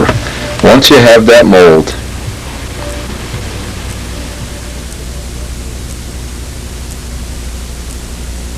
I don't know if you can see, this is on a macro lens with fiberglass cloth. I just picked up 2 yards of a much tighter woven out. Now see how tight this weave is? Relative to this, it's very loose. But one of the problems, I've had an ongoing problem, is wearing scissors out. And Alan Aram, the guy that has been helping us with the XL stuff, he's going to research out about getting some, or if they already have them in stock, some real fiberglass cutting scissors. This is about the 3rd pair I've used, and I always like to pre-cut my fiberglass into the pieces that I need, the sizes I need. The problem is you wear these scissors out. I bet I've gone through 3 or 4 pairs of it. They're not even worth using anymore. But anyway, one of the things I wanted to do is, this cloth now, it bends so nice and easy. But this cloth, more of the material is cloth and less is resin, so it makes for a lighter part. So from this point on, I'm going to try, assuming I laid up one nobler cowling with this and it worked perfectly. So I'm going to abandon this wide mesh cloth, use this, it'll make for a little bit lighter part, and hopefully real soon I'll be up to date on my scissor technology, so I'm not wearing out so many pairs of scissors. You can see how nice that material lays in a mold. It's really good. And I'm really glad I got the option to get this, because I had bought other material from several other sources that just was the Kevlar specifically that I got from Ed Gallery. I just couldn't make a mold with that, given the way we're doing this, without making some radical change to the way we make the mold. So this was a step forward. And the nice thing is now, tomorrow or the next day, we're going to be able to hopefully mold up another Spitfire cowl and then see if we have all our fits and molds and all the little screws and everything that goes into that. And if it isn't what we're looking for, obviously the choice is easy. We'll just make another mold. But one way or another, we're going to get this, that I can use this material in all the production molding cowls, and I think it's going to make a nicer part. And I'll be able to use it in this Spitfire. This will be the first ship that has use of this material. Now, our nice little plywood tubes, bandage away.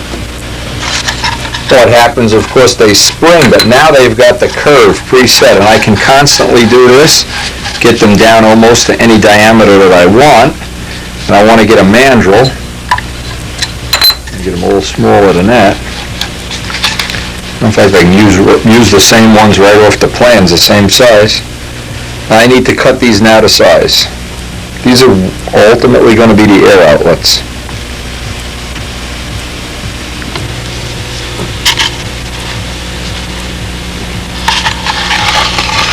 Now see, I have the option, because this fuselage is wider, I can make these a little bit bigger diameter, a little bit better airflow in there, which never hurts, that's for sure. I can put just one dot of thin CA on each end to hold it.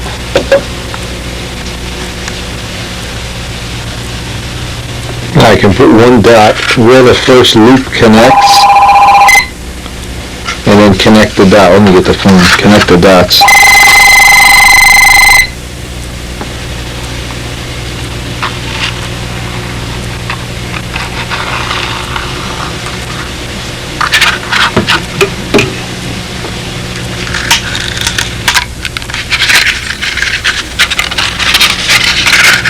Now save the extra piece.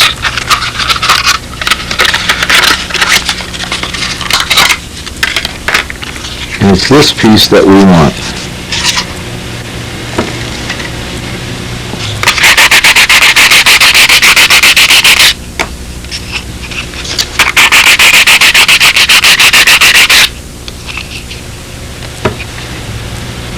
Now we can use tape to hold this together. I'll take a little slice from the piece that's left over here and make a little cap so that the seam will then be on the outside of the tube, and I can sand the inside.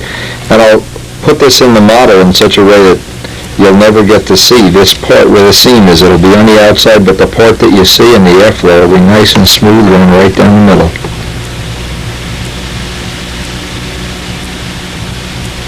And since this material already has the curves already in it, it's real convenient to just use a piece of this. It's a convenient way of doing it. Let the tape hold it in position as you let it kick off.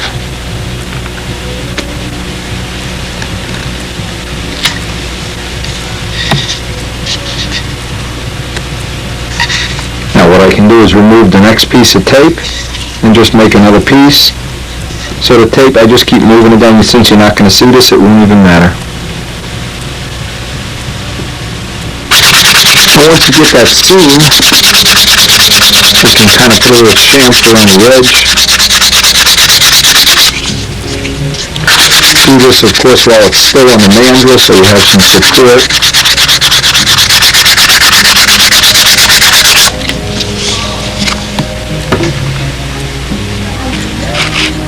Now what's nice about having a mandrel covered with sandpaper, it doesn't tend to stick. If you have a mandrel, wax paper would be a good choice too. Now you have an ultra lightweight plywood tube, and I want to run the glue seam. I'm just going to run some glue down this end, let it drip out the other end. That'll glue that seam.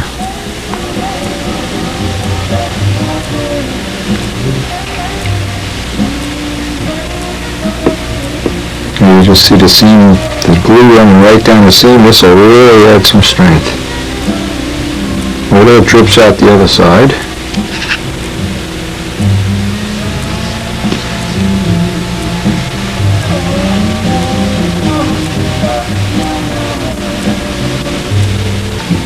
Another thing, I want to glue this from both sides, both edges. And this seam will be in a spot inside the plane where obviously you won't see it, but this will just add some strength. This works so well on the last 3 models that I can't see any reason to switch this. And it is super light.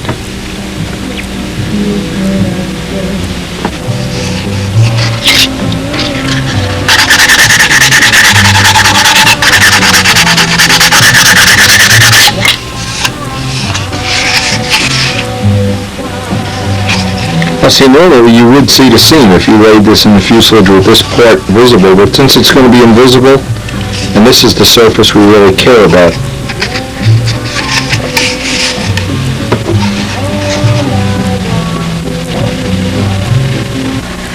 have the tube ready, but that's about all I'm going to get done in this session. Time to go over to the foam shop and see what we can get a table made over there. Time to make the tables.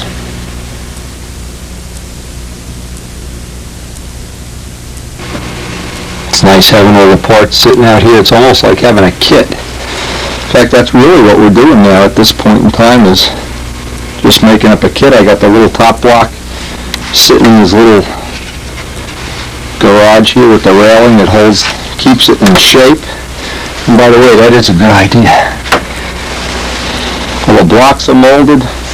This guy's really starting to shape up to be an airplane.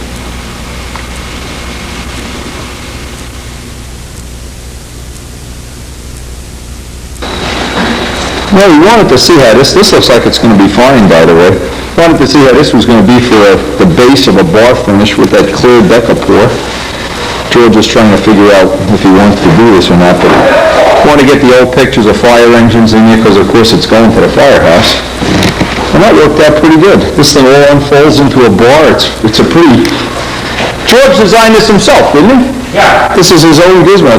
When it's done, it ought to be pretty cool.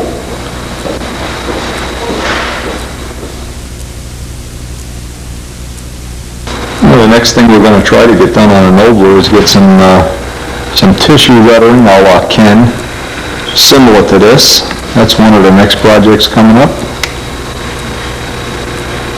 And every time we work here, we get a little more done as far as organizing, and today's project is make up a table, and we got all the materials we need, so project of the day, make a foam cutting table.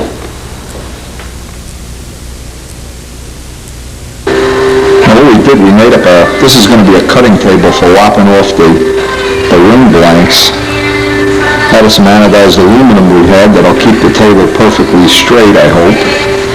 Put some liquid nails in there, and I don't know if that's really going to work or if we're going to have to add screws. Oh, just put the bar on there, TV Nobler, come on.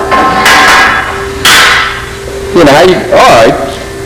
Got two of them or not? See if I can find one more, and we got... Yeah, we're trying to weight this down just to compress it while the glue dries overnight.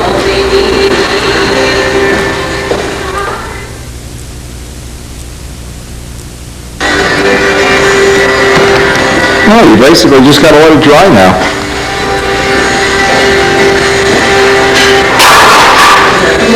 Work. And the workbench has not fallen.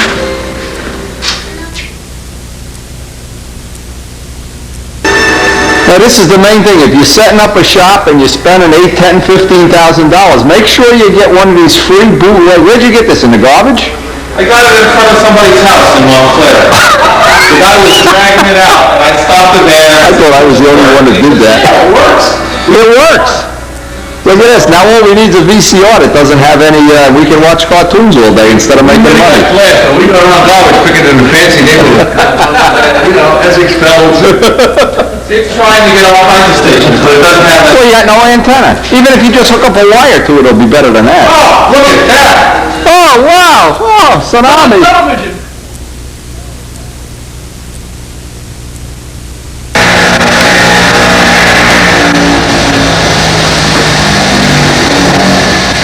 You put the other supports in?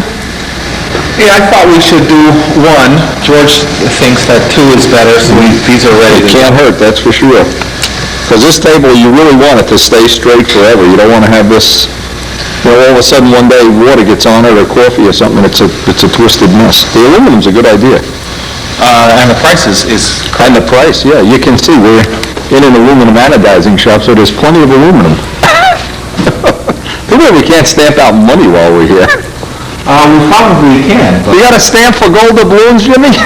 Yeah, No gold doubloons, right? wouldn't that be nice? Oh, that'd be better than model airplane parts.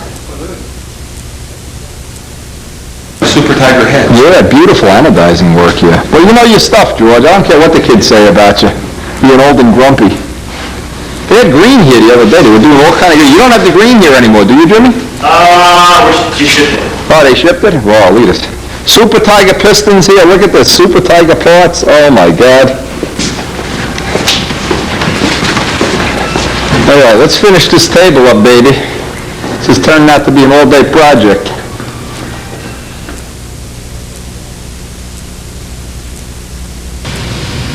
Well, we get back from the shop to some mail here, and there's some nice pictures in today's mail from Larry Shoemaker. This is his warbird. It has a K&B 45 using a Genesis wing. I'm just trying to read some of the other features. It even has a ray Beretta. Wow. Adjustable readouts, adjustable tank. Dear Wendy, I love your videos. Larry, you're making me humble here. Anyway, Larry, one of my good friends, of course. He's the guy that Joe Ortiz and Peggy stayed with on the way to Arizona. Now the caption in this picture is, Wendy, I know you love invasion stripes. Larry, no kidding. This, by the way, is a Byron Barker, I guess, finishing, what we would refer to as a finishing friend, finishing tool. And Larry said it works great.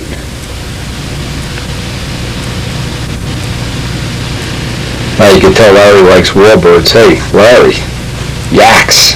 This will make a great semi-scale plane, by the way. Even Joe Adamusco likes a Yak 9.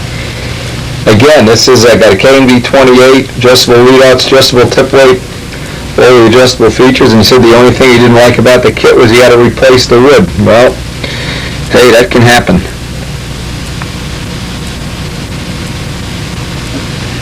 Being we spent the whole day today building that bench with the aluminum subframe for Ken as a cutting bench, this was really nice to see some pictures of a nicely paneled and finished workshop. Look at this, President Nixon calls again. Another picture of Larry's workshop, but it doesn't get a whole lot better than that. Larry, I love it. Clean, look at this. Panel, look at this, you got pine panel, a window. Can you imagine if I could afford a window? I see he's got the shop vac hooked up to the just like I do, and anyway, that's a great idea. It just keeps from breathing all that sawdust. Best picture of the Mustang. Hey, Larry, thanks a whole lot. Appreciate it. I'll be passing them on to Stunt News.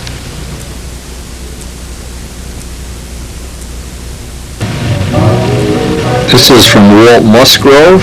This is one of the pictures that he's sent me from. I'm trying to Bristol, Virginia. I'm trying to read. Hey, Walt, I need to get my glasses fixed.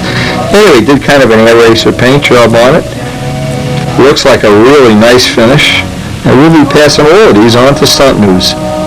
Thanks a lot to everybody that's ever sent pictures in.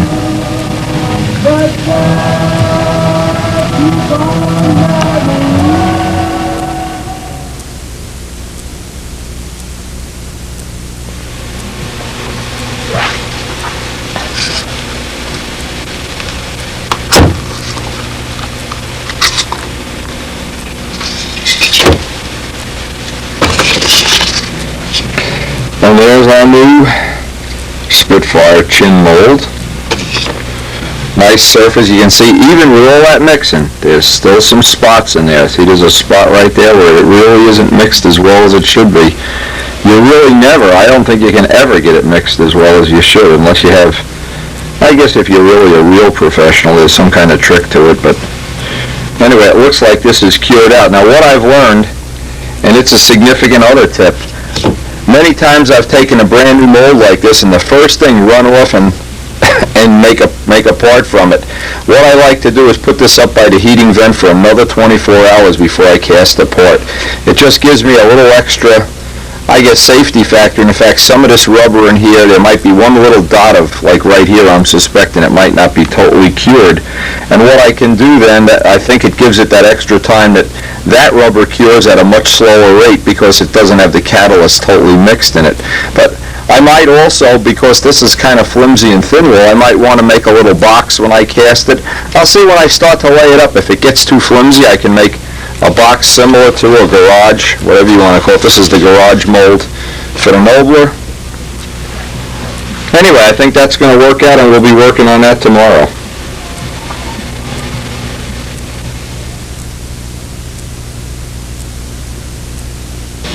Well, when I look at the molds, the way they've evolved, and if you go back over the videos from the first one, which I don't even have anymore, the first Spitfire mold was made out of dental plaster.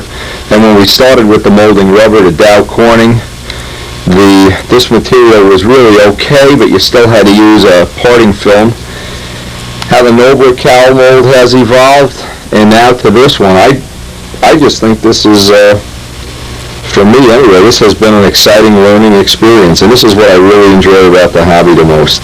Coming up with an idea that's usable to the average person, something that probably has saved a lot of carving of cowlings in the last couple of years when you think how many of these are out in the real world. This has been an exciting development program, and I'm sure it's going to go on.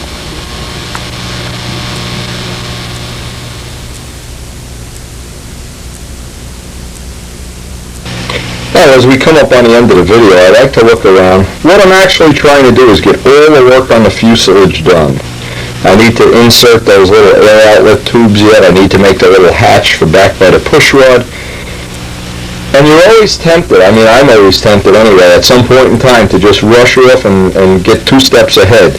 But one of the things I know people have told me, and I have no reason to think they're lying, is that one of the good features of watching a plane be built like this is to make little mental notes of what the sequence of assembly is. And one of the things, like just having this rudder already finished, just having the fuselage block shape before we actually build that wing, that's a big time saving, and I hope that's one thing everybody can get off of the tapes.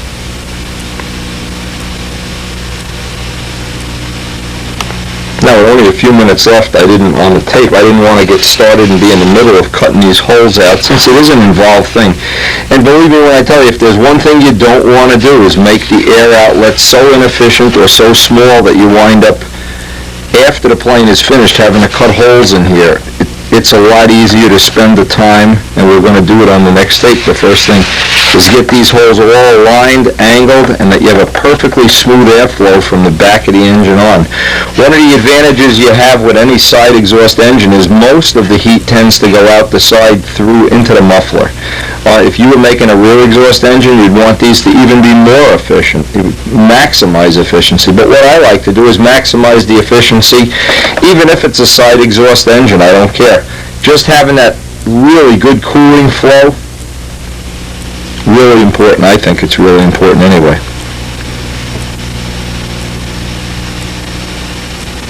Certainly in my book, a lot of legitimate ways to build a plane, but these shells and the molding techniques, having these parts all pre-made like a kit before assembly, just some of this is some of the very important things that I feel a person that's an aggressive modeler and wanted to improve his techniques. This is some of the things I think he could pick right up off the video, because I know many times, for instance, just sanding this fillet. Once the tail is in place here, sanding this fillet is a nightmare. When it's here like this, I can sit in my lap, I can use that power sander and just dust this off, and it's a piece of cake. So I hope you're picking up a lot of little stuff. I mean, we have a bunch of new people that have started subscribing at the time we started this, and I hope they're all going to, be contributing some photos or just actually picking up some ideas that'll make the modeling more enjoyable for everybody.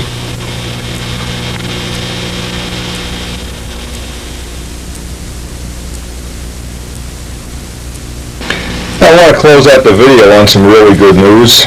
I got some photos from Joe Ortiz. These are old photos, but I'll run them through anyway, in case people haven't seen the new subscribers. But anyway, we know that Big Jim has had some health problems in the last couple of years. Had some really serious health problems. And I've heard through the grapevine he's back working on motors, and he's doing well. So, hey, we're going to all hope that he does as good as possible, and that we'll see him at the flying field this summer. Big Jim, this one's for you. See you on the next tape.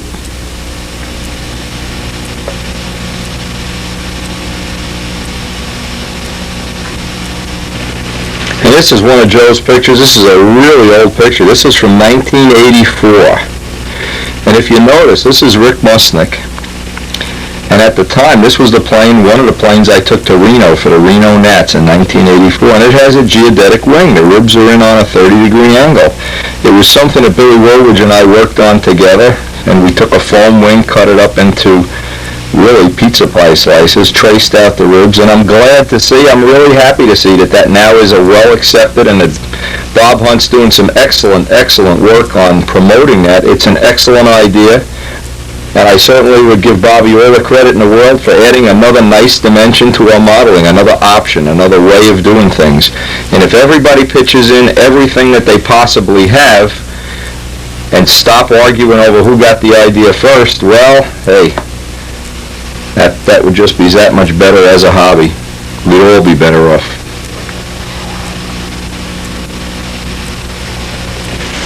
And we'll close on a real positive note. I mean, this is about as positive as it gets. I was there when this plane went in. It was in a million pieces. And I'm glad to report Gary's got it all back in one piece. We even have photos of it in one piece. So I'll try to send this in to Tom Morris for the crash repair column. Maybe it'll inspire some of the people that normally wouldn't be inclined to refinish a plane or rebuild it. Gary, you're okay. I don't care what Big Jim says about you. Hey, and we will see you on the next tape.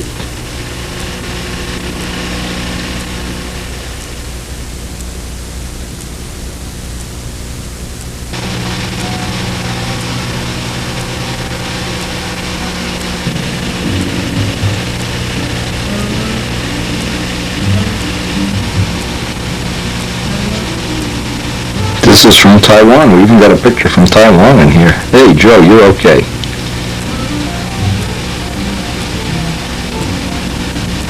Now, speaking of the 84 Nats in Reno, this was the appearance judging. And boy, does this bring back a lot of memories. Look around and see who you recognize. This was one of the great Nats. Really, really fun. We all had a great time.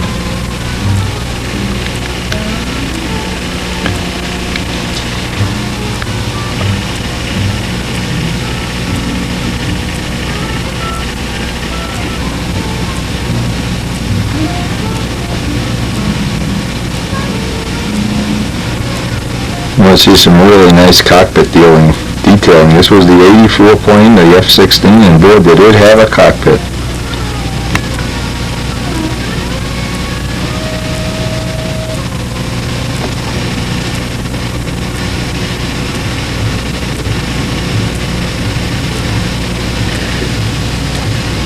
One of my favorite planes. It was a little spin-off of Larry Scarinzi's Blue Angel. Boy, was this this was one of the planes. Was really never was good in competition. I guess we were too carried away fooling around with it, but we had some really wild prop testing sessions with this, and I just thought it was cute that there's 7 Blue Angels and they all paint the number on the rudder, and this one was number 8.